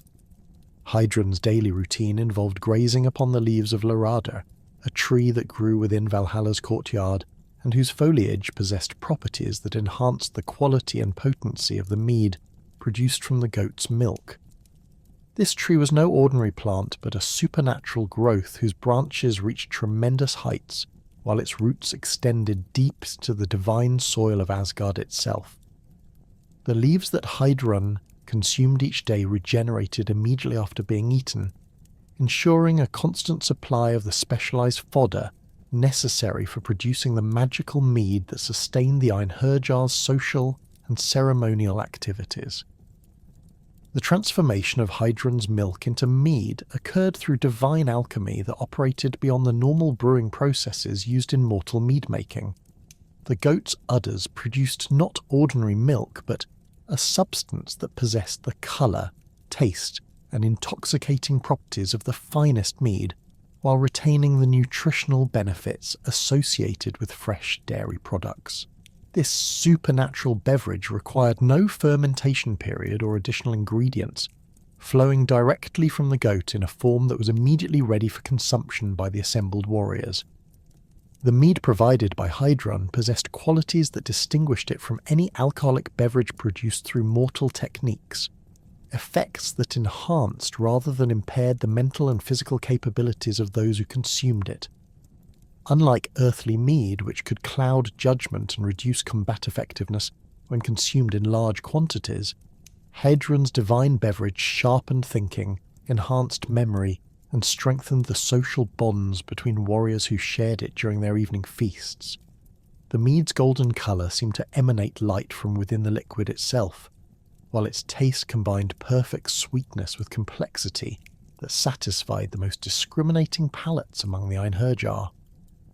The quantity of mead produced by Heiðrun matched the supernatural abundance provided by Sæhrimnir, with the single goat supplying sufficient beverage for all of Valhalla's inhabitants, regardless of their individual consumption patterns. The mead flowed continuously from the goat's udders whenever required, never diminishing in quality or quantity, no matter how much was drawn from this divine source. This endless supply ensured that the daily feast could proceed without concern for rationing or conservation, allowing the Einherjar to consume as much of the magical beverage as they desired, while maintaining the ceremonial and social functions that mead drinking served within Germanic warrior culture. The serving vessels used for Heiðrun's mead included drinking horns carved from the remains of supernatural creatures, cups fashioned from precious metals that had been blessed with runic inscriptions, and bowls crafted from materials that enhanced the mead's magical properties, while displaying the artistic traditions of the various cultures represented among the Einherjar. Each vessel was specifically chosen to complement the drinker's cultural background and personal preferences, with Roman-style cups provided for former legionnaires, while traditional Germanic drinking horns served warriors who had maintained tribal traditions during their mortal lives. The ravens Huginn and Muninn occupied positions of unique importance within Valhalla's information network, serving as Odin's primary intelligence agents, while maintaining connections to the broader cosmos that extended far beyond the confines of the Divine Hall. These supernatural birds possessed capabilities that exceeded those of ordinary ravens, flying with speed that allowed them to traverse all 9 worlds within a single day, while gathering information about events and conditions that might affect the cosmic struggle culminating at Ragnarok. Their names, meaning thought and memory, reflected their roles as extensions of Odin's own consciousness, rather than simple animal messengers.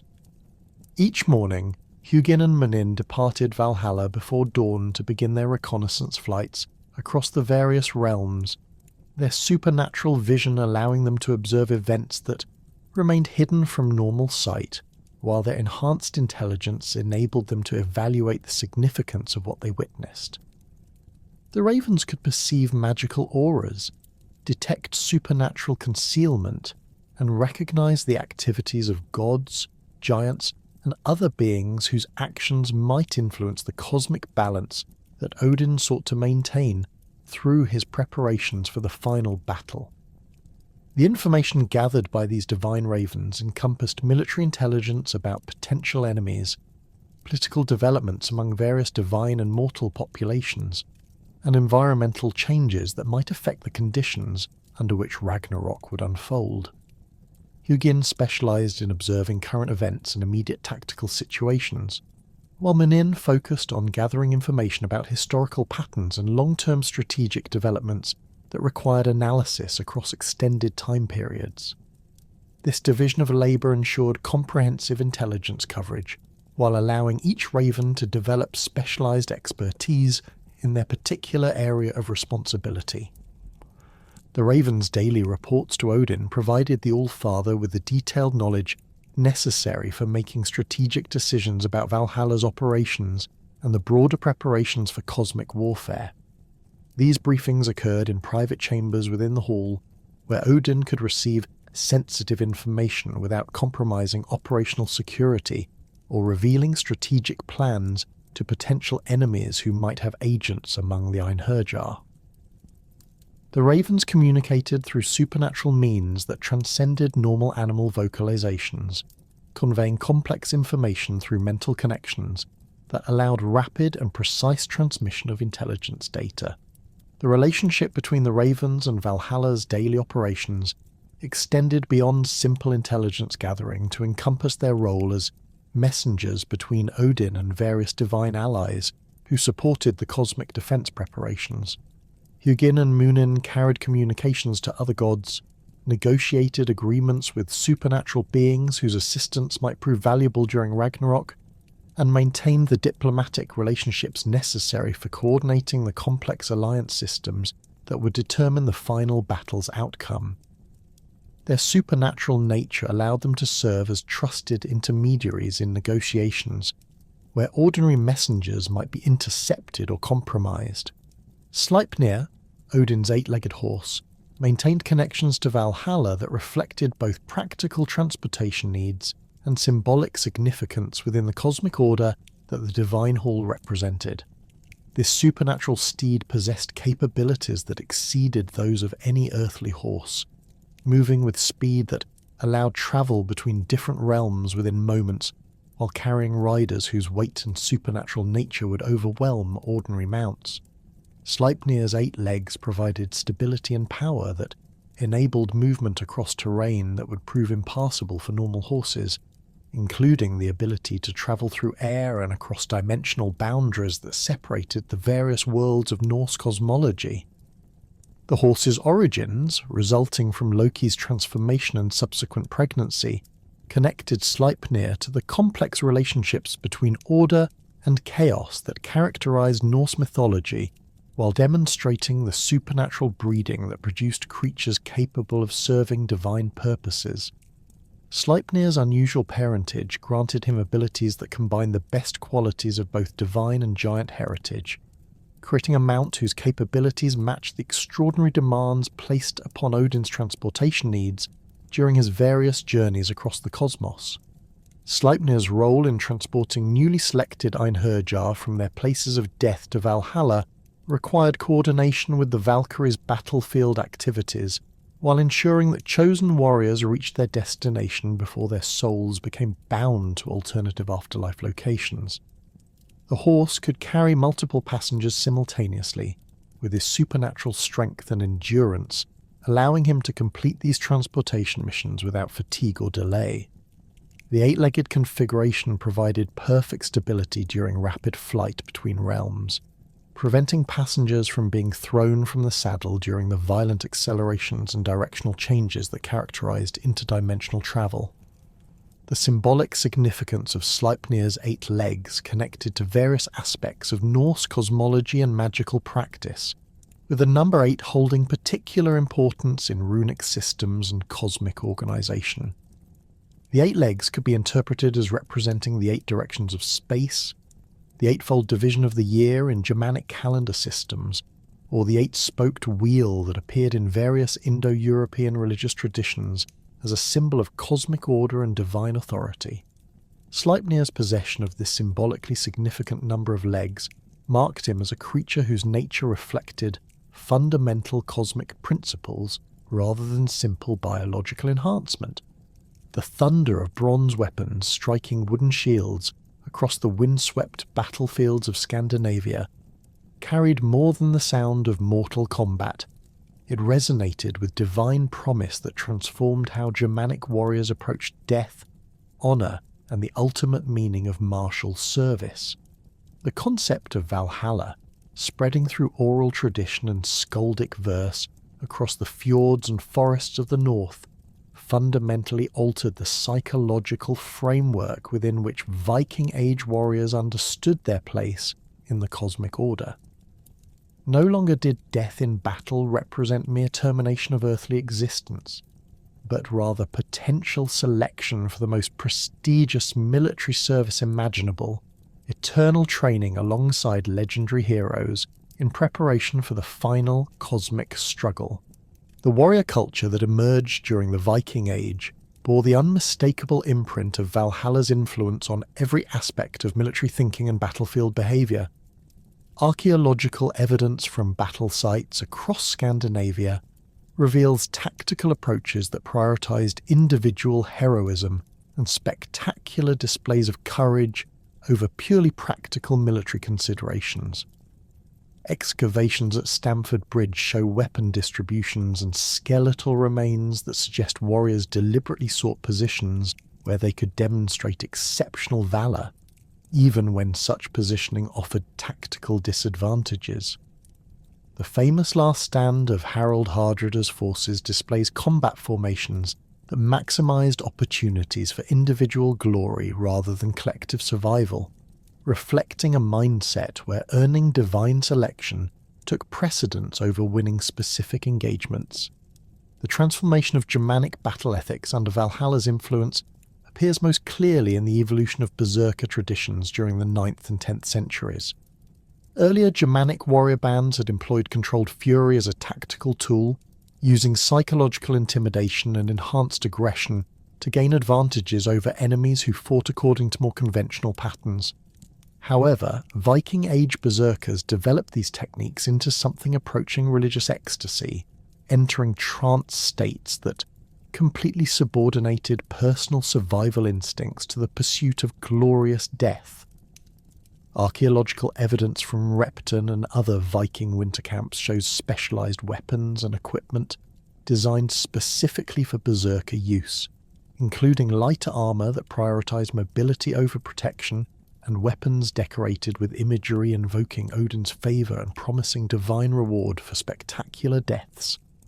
The influence of Valhalla concepts on battlefield tactics extended beyond individual warrior behaviour to encompass entire army organisations and strategic approaches. Viking forces increasingly adopted assault techniques that emphasised rapid, aggressive attacks designed to create maximum opportunities for individual heroism, rather than methodical siege warfare or defensive strategies that minimise casualties. The Great Army that invaded England in 865 employed tactical approaches that consistently sought decisive battles where individual warriors could distinguish themselves through exceptional courage, even when alternative strategies might have offered better chances for territorial conquest or political success. Weapon technology and martial arts development during the Viking Age reflected the specific combat requirements that Valhalla mythology established for earning divine selection. Smiths across Scandinavia began producing swords with characteristics that prioritised individual combat effectiveness over formation fighting capabilities. These weapons featured longer blades, more elaborate hilts, and decorative programs that explicitly invoke divine protection and promise supernatural rewards for their wielders. The famous pattern-welded swords found in high-status burials from this period display construction techniques that created weapons optimized for the single combat scenarios that Valhalla mythology emphasized as the ultimate test of warrior worth. The development of specialized combat techniques during this period shows clear adaptation to the supernatural opponents that Valhalla residents would eventually face during Ragnarok. Training methods preserved in later medieval sources describe fighting styles that emphasized adaptability, psychological resilience, and the ability to function effectively against opponents whose capabilities exceeded normal human limitations. These techniques included methods for fighting while wounded, tactics for facing multiple opponents simultaneously, and psychological conditioning designed to maintain combat effectiveness in terrifying or supernatural circumstances. The archaeological record from Viking Age burial sites across Scandinavia provides extensive evidence of how Valhalla beliefs transformed funeral practices and concepts of appropriate grave goods for deceased warriors. Excavations at sites like Birka, Hedeby, and Kaupang reveal burial assemblages that mirror the equipment and lifestyle described in Eddic, accounts of Valhalla's daily activities. High-status warrior graves from the 9th and 10th centuries consistently contain gaming pieces, drinking vessels, and weapons arranged in patterns that suggest preparation for the eternal feasting and combat training that characterized existence within Odin's hall. The boat burials discovered at sites like Gokstad and Oseberg demonstrate sophisticated understanding of the transportation requirements for reaching divine destinations after death. These vessels were not simply status symbols, but functional ships equipped with everything necessary for extended voyages across supernatural waters. The Gokstad ship contained complete sets of shields, arranged along the gunwales in patterns that directly parallel descriptions of Valhalla's shield-thatched roof, while the burial chamber held weapons, gaming equipment, and feast gear that replicated the activities described in mythological accounts of the Einherjar's daily routine. The weapon deposits found in warrior graves from this period show careful selection of items that would remain useful for eternal combat training, rather than simply displaying earthly wealth or status.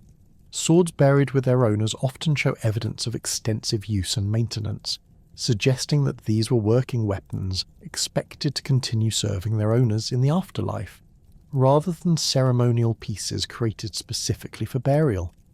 The presence of whetstones, weapon maintenance tools, and spare weapon components in many graves indicates practical preparation for ongoing military service that would require equipment upkeep and repair. The distribution of gaming pieces in Viking Age warrior burials reflects the strategic thinking and tactical planning that Valhalla mythology emphasized as essential qualities for the Einherjar.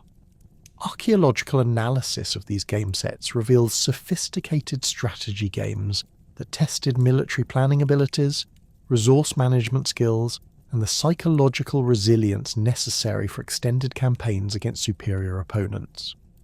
The Nefertafall boards found in high-status graves required players to develop tactical thinking that directly paralleled the strategic challenges described in prophetic accounts of Ragnarok, where outnumbered defenders would need to employ superior strategy and coordination to have any hope of success.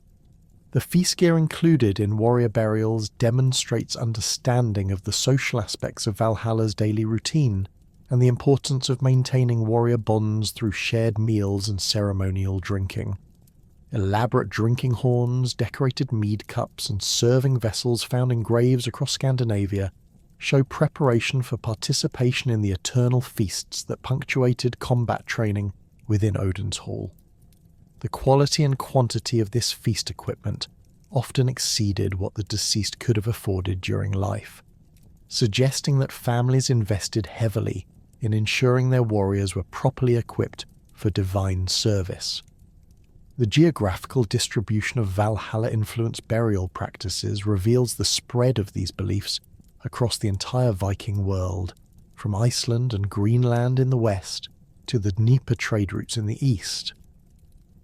Excavations at Lonso Meadows in Newfoundland have uncovered Norse burial practices that maintain Scandinavian traditions despite the challenges of frontier life, while graves along the Russian river systems show Viking warriors buried with equipment sets that prioritize military preparedness over trade goods or local wealth.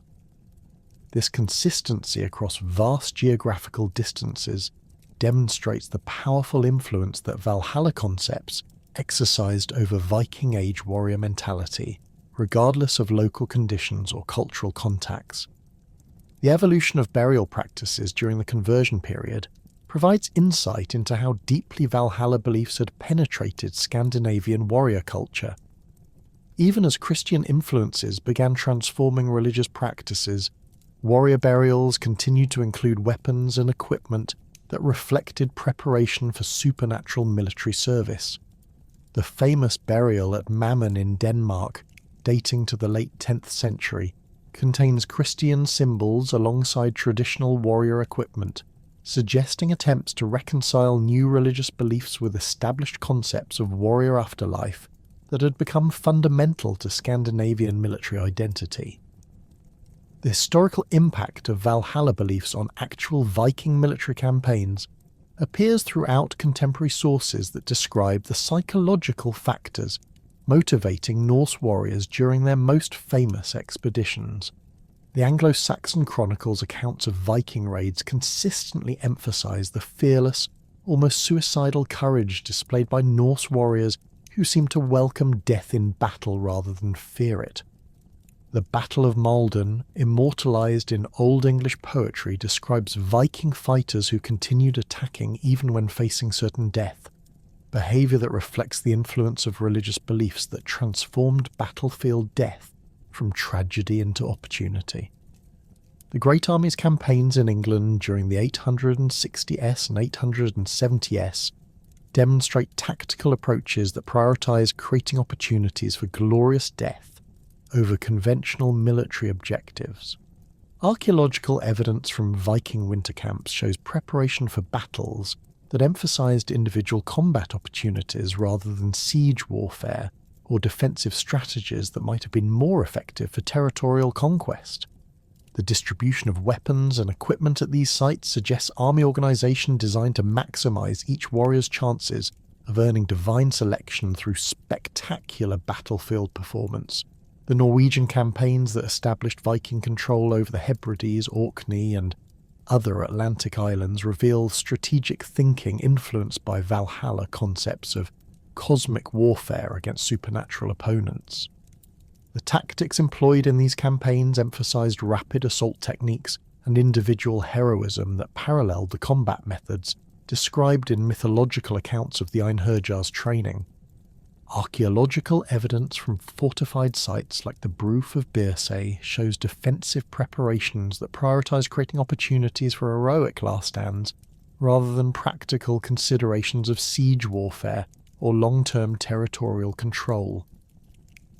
The integration of Valhalla beliefs with existing Scandinavian religious and social structures required sophisticated theological adaptation that preserved traditional warrior values while incorporating new concepts of cosmic warfare and divine selection. The archaeological evidence suggests that Valhalla mythology did not replace earlier Germanic afterlife beliefs, but rather supplemented them, creating a hierarchical system where different types of death led to different posthumous destinations. Warrior graves from the transition period show burial practices that acknowledge multiple possible afterlife outcomes while emphasizing preparation for the most prestigious divine service. The social stratification that developed around Valhalla beliefs created new categories of warrior elite, whose status derived not simply from wealth or political power, but from their perceived likelihood of earning divine selection.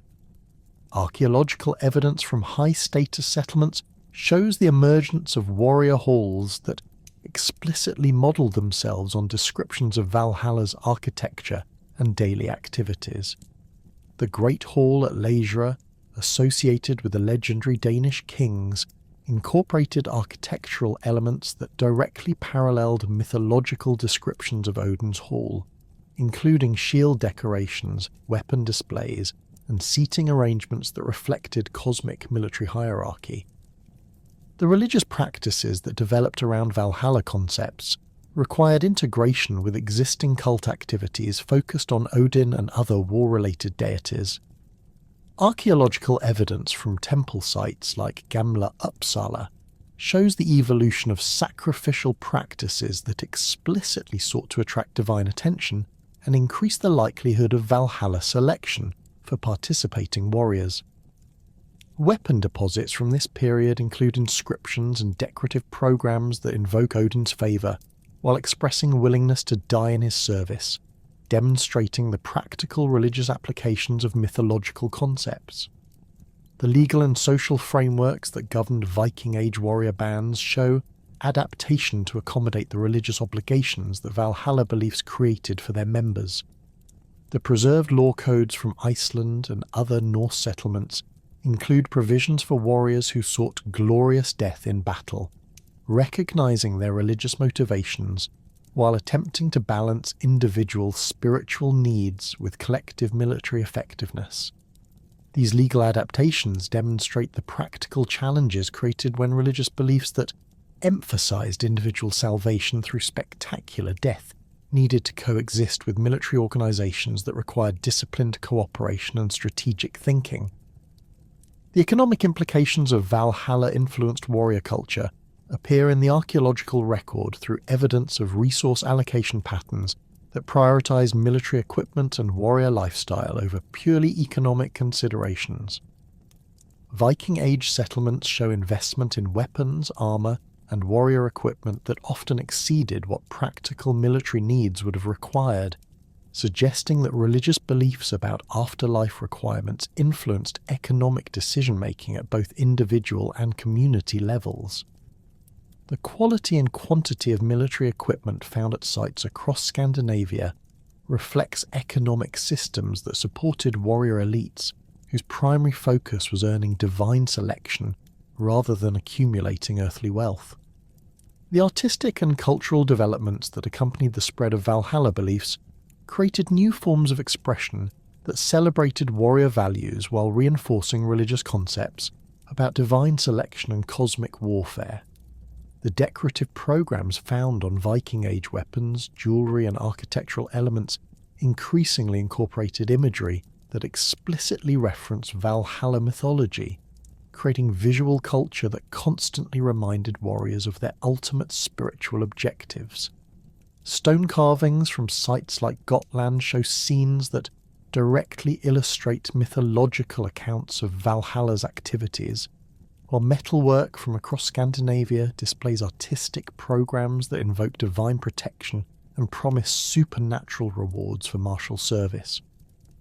The artistic traditions that flourished under Valhalla's influence created a visual language that transformed abstract theological concepts into tangible reminders of cosmic destiny. Yet these cultural achievements paled before the ultimate purpose for which the Golden Hall had been constructed. Every shield that gleamed upon its roof, every spear shaft that supported its massive timbers, every mail coat bench that seated the Einherjar during their eternal feasts served as components in the most ambitious military installation ever conceived, a mustering ground designed to deploy the largest army in cosmic history when the final battle would determine the fate of all existence. The prophetic framework that necessitated Valhalla's construction as a military staging area emerges most clearly from the Völuspá, where the seeress describes the cosmic catastrophe that will unfold when the current world order reaches its inevitable conclusion. Her vision reveals that the final battle will not resemble ordinary mortal conflicts where human opponents employ familiar weapons and tactics, but rather a supernatural struggle where the fundamental forces of creation and destruction clash across multiple realms simultaneously. The wolf Fenrir will break free from the magical bonds that have restrained him since his binding by the gods, while the Midgard serpent will emerge from the ocean depths to poison the sky with its venomous breath. From Muspelheim, the fire giant Surtur will advance with flames that can consume entire worlds, leading an army of destruction whose power exceeds anything that conventional military forces could hope to resist. Against such overwhelming opposition, the strategic requirements for mounting any effective defence demanded military resources that transcended normal human capabilities entirely. The Einherjar assembled within Valhalla represented not simply an elite fighting force, but the concentrated military wisdom of every warrior culture that had ever existed. Their combined knowledge and experience, refined through centuries of supernatural training into combat capabilities that could function against cosmic-level opponents. The systematic nature of their preparation reflected Odin's understanding that Ragnarok would require not only individual heroism but coordinated tactical responses that could adapt to battle conditions where normal military logic might prove inadequate.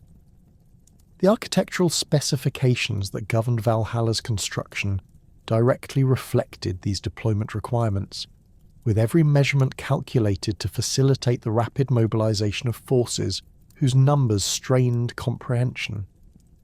The hall's 540 doors were not arbitrary architectural features, but precisely engineered portals designed to allow simultaneous egress for all 432,000 Einherjar when the cosmic battle began. Each door measured wide enough to accommodate 800 warriors marching abreast in full battle gear, creating deployment capabilities that could transform the hall's entire population from feast hall gathering to organised military formation within moments of receiving the mobilization order. The mathematical precision of these specifications reveals sophisticated logistical planning that anticipated the specific tactical requirements of cosmic warfare.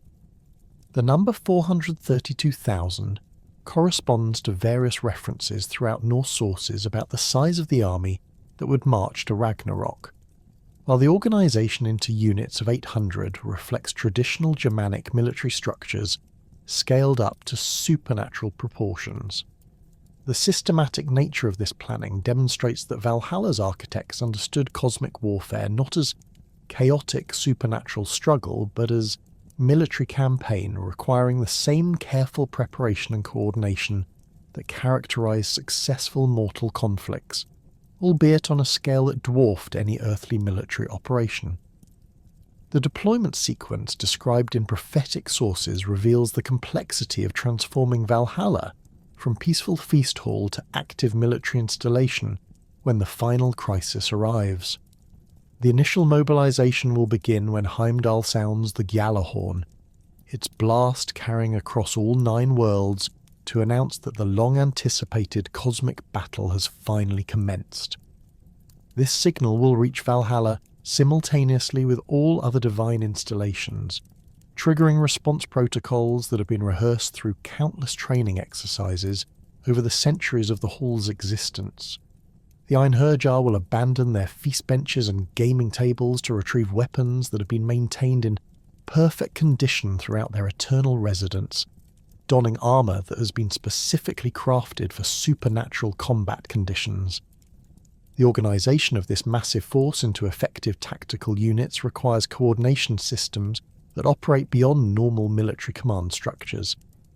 The most senior Einherjar, veterans who have resided in Valhalla for millennia and have mastered every aspect of supernatural warfare, will assume command roles that distribute the entire army into specialised formations designed for different aspects of the cosmic battle. Some units will be organised for direct assault against giant armies advancing from Jotunheim, while others will be configured for defensive operations protecting divine installations from monster attacks. The most elite formations will be reserved for direct support of the gods themselves, providing backup and tactical flexibility for the individual combats between divine champions and their supernatural opponents. The weapons and equipment that the Einherjar will carry into this final battle represent the culmination of divine craftsmanship and magical enhancement developed specifically for cosmic warfare. Each warrior's personal armament has been continuously upgraded and refined during their residence in Valhalla, incorporating improvements suggested by training exercises and enhanced with magical properties that will prove essential against supernatural opponents. The swords carried by the Einherjar can cut through magical armour and illusions, while their spears never miss their intended targets, regardless of the supernatural defences employed by enemy forces. The shields that will protect them during the cosmic battle can deflect attacks from opponents who wield elemental forces as weapons, while their armour provides protection against magical effects that would instantly destroy ordinary mortals. The tactical doctrine that will guide the Einherjar's deployment reflects careful analysis of the specific challenges that cosmic warfare will present. Unlike mortal battles where geographical features and weather conditions play decisive roles, the final battle will unfold across multiple realms simultaneously, with fighting occurring in environments where normal physical laws may not apply consistently. The Einherjar have trained extensively for combat in conditions where the ground itself might shift during battle, where opponents can manipulate time and space as tactical weapons, and where the very air might become hostile to normal breathing and movement. The coordination between Valhalla's deployment and the broader divine military strategy requires integration with forces commanded by other gods who will participate in the cosmic defence. Thor will lead his own contingent of divine warriors against the Midgard serpent, while Tyr will command specialised units tasked with containing threats that emerge from the realm of the dead. Freya's warriors from Folkvangr will operate in coordination with the Einherjar, their different training and selection criteria, creating complementary capabilities that enhance the overall effectiveness of the divine military response. The Valkyries will serve as communication links between these various forces, their ability to travel rapidly between realms, ensuring that tactical coordination remains effective even as battle conditions evolve across multiple fronts. The prophetic accounts describe the Einherjar's march from Valhalla to the battlefield of Vigrid as a sight that will inspire awe even among the gods themselves. The vast plain where the final battle will unfold stretches across 120 leagues in every direction, providing space for military manoeuvres involving forces whose numbers exceed anything witnessed in previous conflicts. The Einherjar will advance in formations that reflect both their supernatural capabilities and the tactical requirements of facing opponents whose power transcends normal understanding, their weapons gleaming with divine radiance while their war cries echo across dimensions to announce the arrival of the cosmic defense force. The strategic objectives that will guide the Einherjar's participation in Ragnarok extend beyond simple military victory to encompass the preservation of cosmic order itself. The forces of destruction advancing against the divine realm seek not merely territorial conquest, but the complete annihilation of the current world system, intending to replace ordered existence with primordial chaos. The Einherjar's mission involves not only defeating specific enemy forces, but also protecting the fundamental structures that maintain reality's stability, ensuring that essential elements of the current cosmic order survive the transition to whatever new world will emerge from the battle's aftermath. The individual combat assignments that will distribute the Einherjar across the battlefield reflect careful matching of warrior capabilities with specific tactical requirements.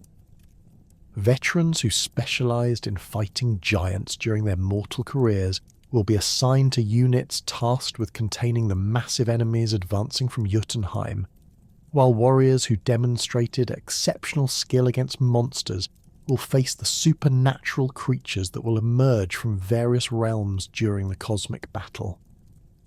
The most psychologically resilient Einherjar will be deployed in sectors where the fighting will be most intense and terrifying, their mental conditioning allowing them to maintain combat effectiveness even when facing opponents whose very presence induces supernatural fear. The prophetic vision preserved in the Völuspá reveals that Valhalla for itself will not survive the cosmic battle intact, its destruction forming part of the broader catastrophe that will transform the entire cosmic order.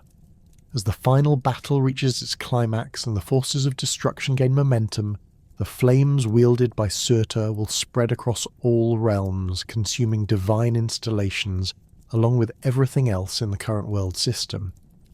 Valhalla's golden roof will melt under supernatural heat, while its massive timber frame burns with fires that can consume even magical wood, bringing to an end the institution that has served as the cosmos's primary military installation throughout the final age of divine rule. This prophesied destruction carries profound theological implications that extend beyond simple military defeat to encompass the cyclical nature of cosmic existence within Norse cosmology.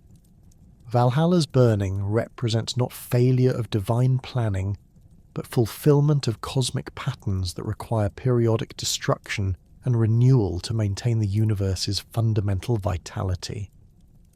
The hall's destruction will occur only after it has served its ultimate purpose by deploying the Einherjar for their final mission, its architectural magnificence sacrificed to ensure that the cosmic defense force can engage the enemy under optimal tactical conditions. The fate of individual Einherjar during this cosmic catastrophe varies according to different prophetic sources, with some accounts suggesting that many will die permanently during the final battle while others will survive to participate in the renewed world that emerges from Ragnarok's aftermath. The most heroic among them may earn places in the new cosmic order as divine beings themselves, their service during the ultimate crisis elevating them beyond their original status as chosen mortal warriors. These survivors will carry forward the military knowledge and warrior traditions that have been preserved within Valhalla, ensuring that essential elements of martial culture survive the cosmic transition. The relationship between Odin's fate and Valhalla's destruction creates one of the most poignant aspects of the Ragnarok prophecies. The All-Father, who conceived and constructed the Great Hall as the centerpiece of his cosmic defense strategy, will himself perish during the final battle when the wolf Fenrir breaks free from his bonds and devours the god who ordered his binding. Odin's death will occur while the Einherjar he gathered and trained continue fighting across the battlefield, his personal sacrifice enabling the broader cosmic defense effort to continue even after its primary architect has fallen. This prophetic framework transforms Valhalla from mere divine institution into cosmic necessity, its existence justified not by the immediate benefits it provides to its inhabitants, but by its essential role in maintaining the universe's fundamental stability during its most critical transition period. The hall's daily activities of combat training and feast hall socializing serve as preparation for responsibilities that transcend personal salvation or individual glory, connecting each Einherjar's eternal service to the preservation of cosmic order itself. The theological implications of Valhalla's ultimate destruction raise profound questions about the nature of divine planning and the relationship between temporary institutions and eternal principles. The hall's magnificent architecture and sophisticated military organisation represent tremendous investments of divine resources and planning, yet these achievements are destined for destruction as part of the cosmic cycle that governs Norse universe. This apparent contradiction reflects the Norse understanding that even the most impressive achievements must eventually yield to the forces of change and renewal that prevent cosmic stagnation. The prophetic accounts suggest that while Valhalla itself will perish during Ragnarok, the principles it embodied and the military traditions it preserved will survive in modified form within the renewed cosmic order. The new world that emerges from the final battle's aftermath will require different institutions and organisational structures, but the fundamental values of courage, loyalty, and martial excellence that Valhalla fostered will continue to influence how divine and mortal communities organise themselves for mutual defence and cosmic service. The Einherjar's training has created a repository of military knowledge that encompasses every effective fighting technique ever developed, while their social interactions have maintained cultural traditions that might otherwise be lost during the cosmic catastrophe. This preservation function ensures that the renewed world will inherit the accumulated military wisdom of all previous ages, providing resources for facing whatever new challenges may emerge in the post-Ragnarok cosmic order. The legacy of Valhalla's military preparation extends beyond its immediate tactical contributions to the final battle to encompass its role in preserving and transmitting warrior culture across cosmic transitions. Yet this Golden Hall represented only one destination within a complex afterlife system that revealed the sophisticated theological thinking underlying Norse eschatology. The Einherjar who filled Valhalla's benches constituted merely half of those who died gloriously in battle, while the other half found themselves bound for Freyja's hall Folkvangr, creating a division of the battle dead that reflected careful coordination between divine powers rather than competition for the same military resources. Folkvangr, whose name translates as Field of the Folk or Army Field, occupied a position within Freyja's realm that paralleled Valhalla's function, while serving distinctly different purposes within the broader cosmic defence strategy. Archaeological evidence from cult sites dedicated to Freyja across Scandinavia suggests that her hall attracted warriors whose combat styles and psychological profiles complemented rather than duplicated those selected for Odin's service. Excavations at sites like Tissø in Denmark have revealed weapon deposits and ritual artifacts that indicate Freyja's military cult emphasized different aspects of warfare than the berserker traditions more commonly associated with Odin's followers. The selection criteria governing the division between Valhalla and Folkvangr reflected sophisticated understanding of military specialization and the diverse combat requirements that cosmic warfare would demand.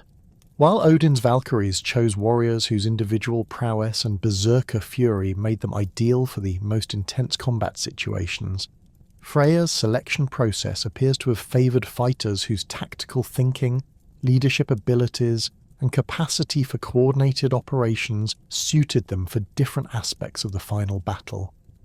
This division ensured that both halls developed distinct military cultures that could contribute specialised capabilities to the overall divine defence effort. Contemporary sources provide limited direct information about Folkvangr's daily operations, but comparative analysis with Valhalla's routine suggests that Freyja's warriors engaged in training exercises that emphasized different combat techniques and strategic approaches.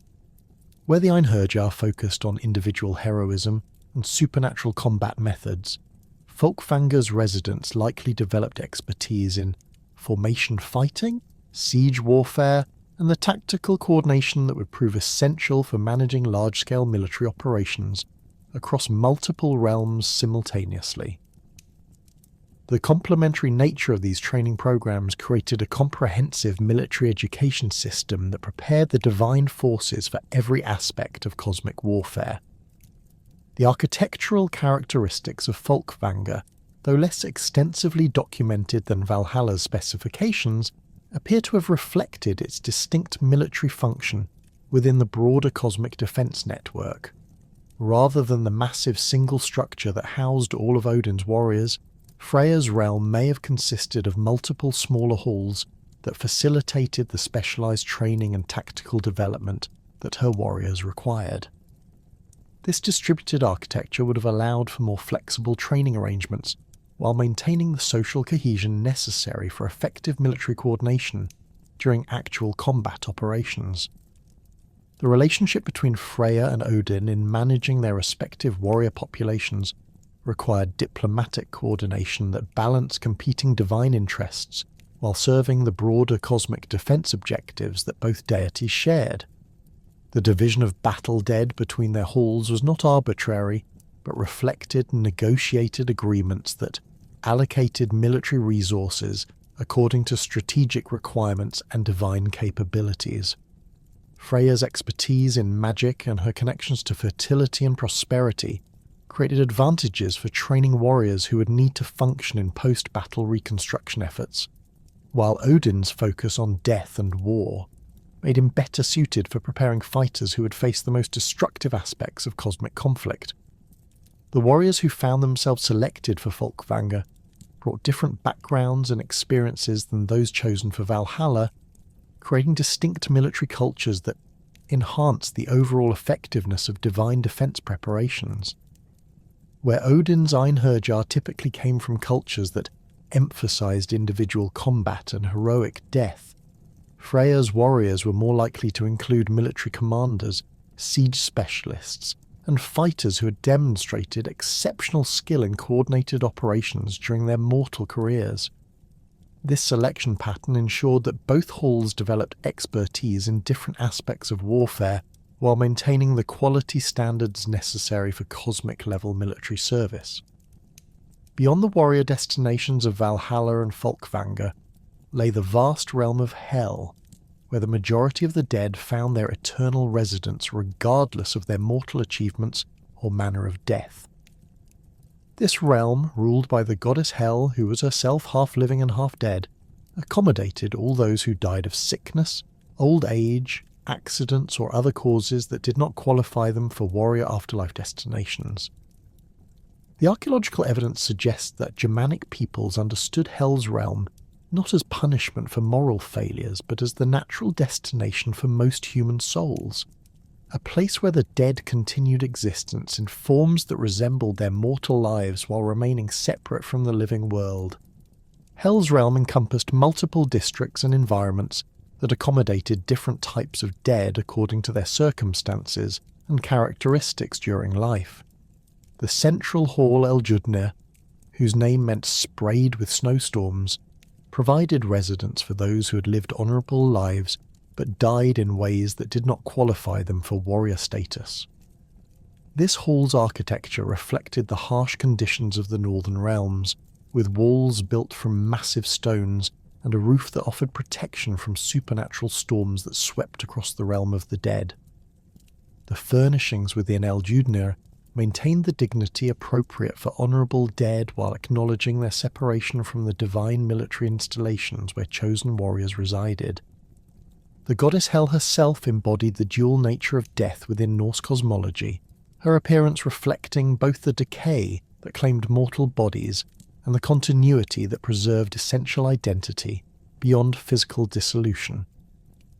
Contemporary sources describe her as appearing normal, and living from one side while the other half of her body displayed the corruption and discoloration associated with death and decomposition. This striking appearance served as a constant reminder that death represented transformation rather than simple termination, with the dead retaining recognizable characteristics while adapting to new forms of existence appropriate to their posthumous realm. The daily activities within Hel's realm differed dramatically from the military training that occupied residents of Valhalla and Folkvangr, instead resembling a subdued continuation of mortal social patterns and cultural practices. The dead engaged in conversations with family members and friends who had preceded them to the realm, maintained relationships that had been important during life, and participated in activities that provided meaning and satisfaction without the intensity that characterized warrior afterlife destinations. This continuation of social bonds created communities within Hel's realm that preserved cultural traditions and provided psychological comfort for souls adapting to their new circumstances. The relationship between Hel's realm and the warrior halls reflected the hierarchical nature of Norse afterlife concepts, while avoiding the moral judgments that characterized many other religious traditions. Death in battle represented achievement rather than virtue, earning selection for specialized military service rather than reward for ethical behavior. Those who found themselves in Hel's realm had not failed morally but simply had not met the specific criteria for warrior status that qualified souls for cosmic military service. This distinction created an afterlife system based on function rather than moral evaluation, with different destinations serving different purposes within the broader cosmic order. The economic and social structures that governed life within Hel's realm required different organizational principles than the military hierarchies that dominated the warrior halls.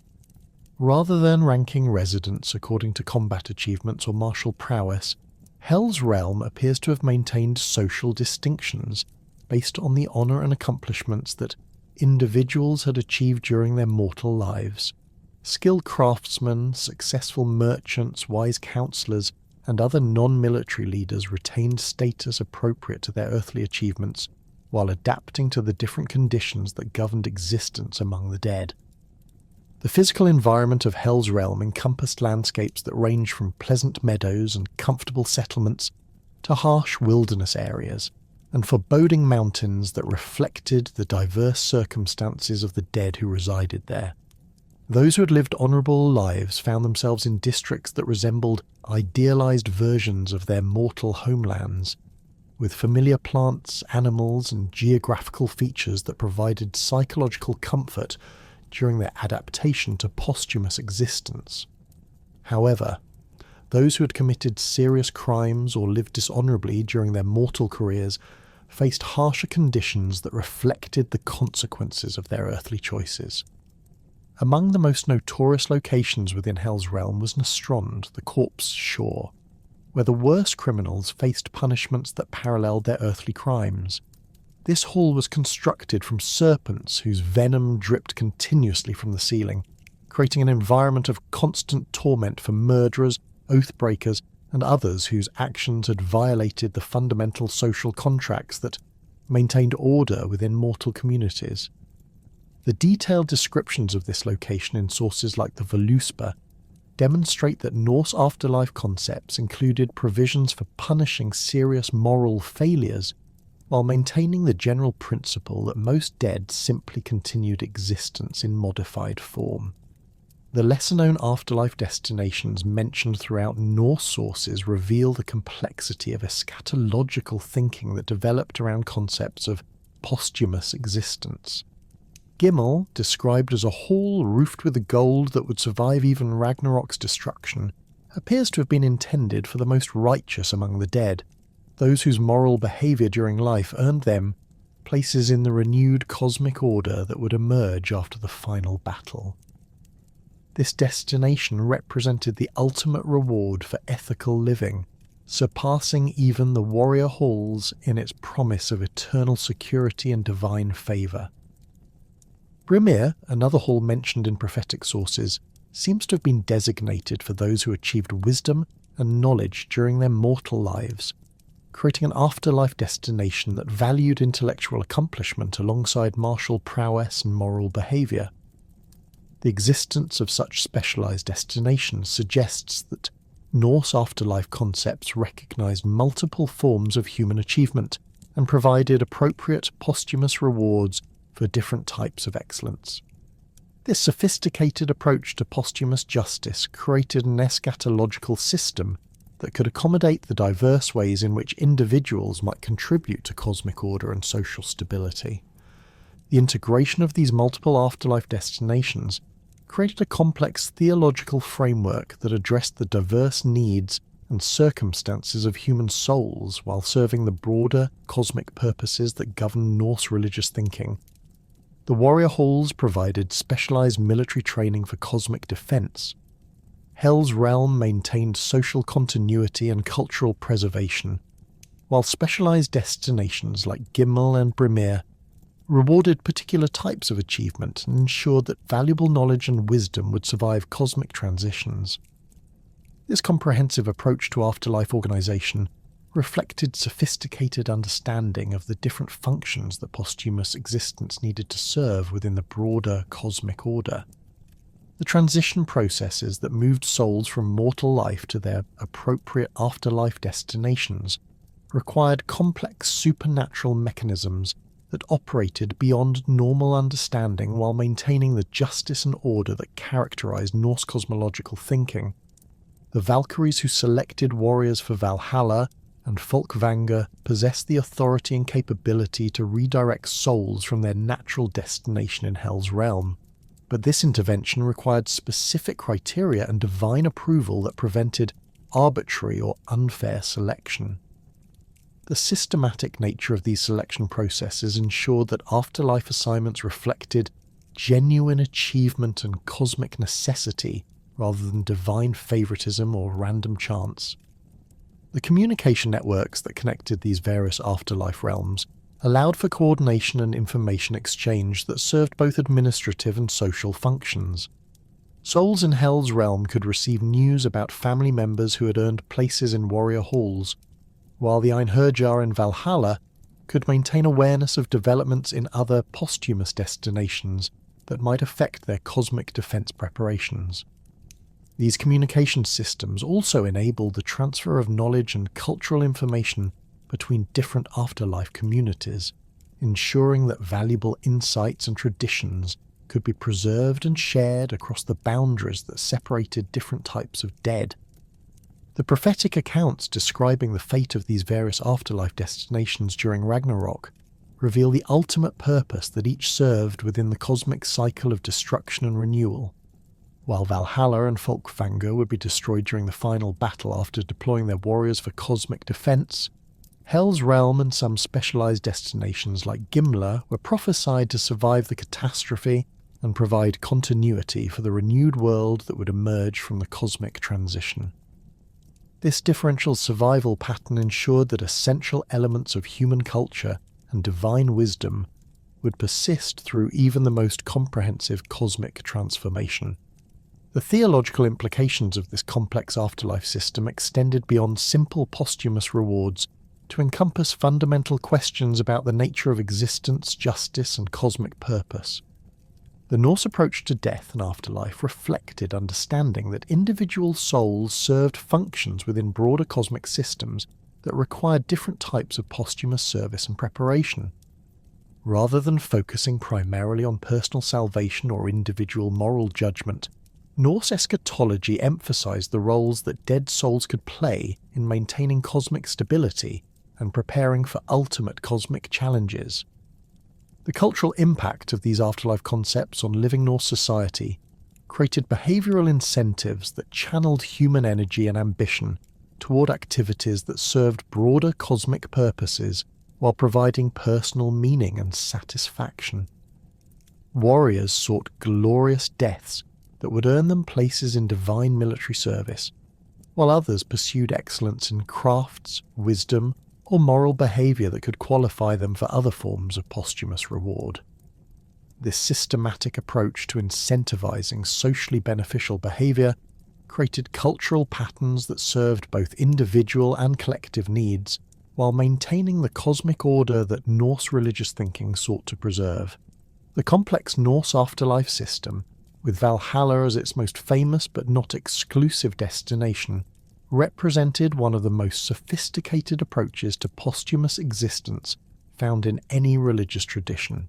By creating multiple destinations that served different cosmic functions, while accommodating diverse human achievements and circumstances, Norse eschatology provided a comprehensive framework for understanding death as transformation rather than termination.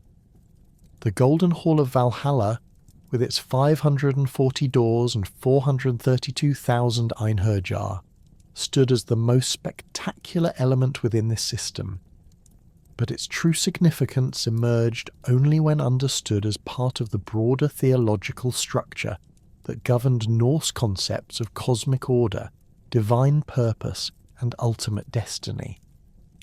Through this complex interplay of military preparation, social continuity, and cosmic renewal, the Norse afterlife system created meaning that extended beyond individual survival to encompass the preservation and transformation of existence itself across the vast cycles of cosmic time.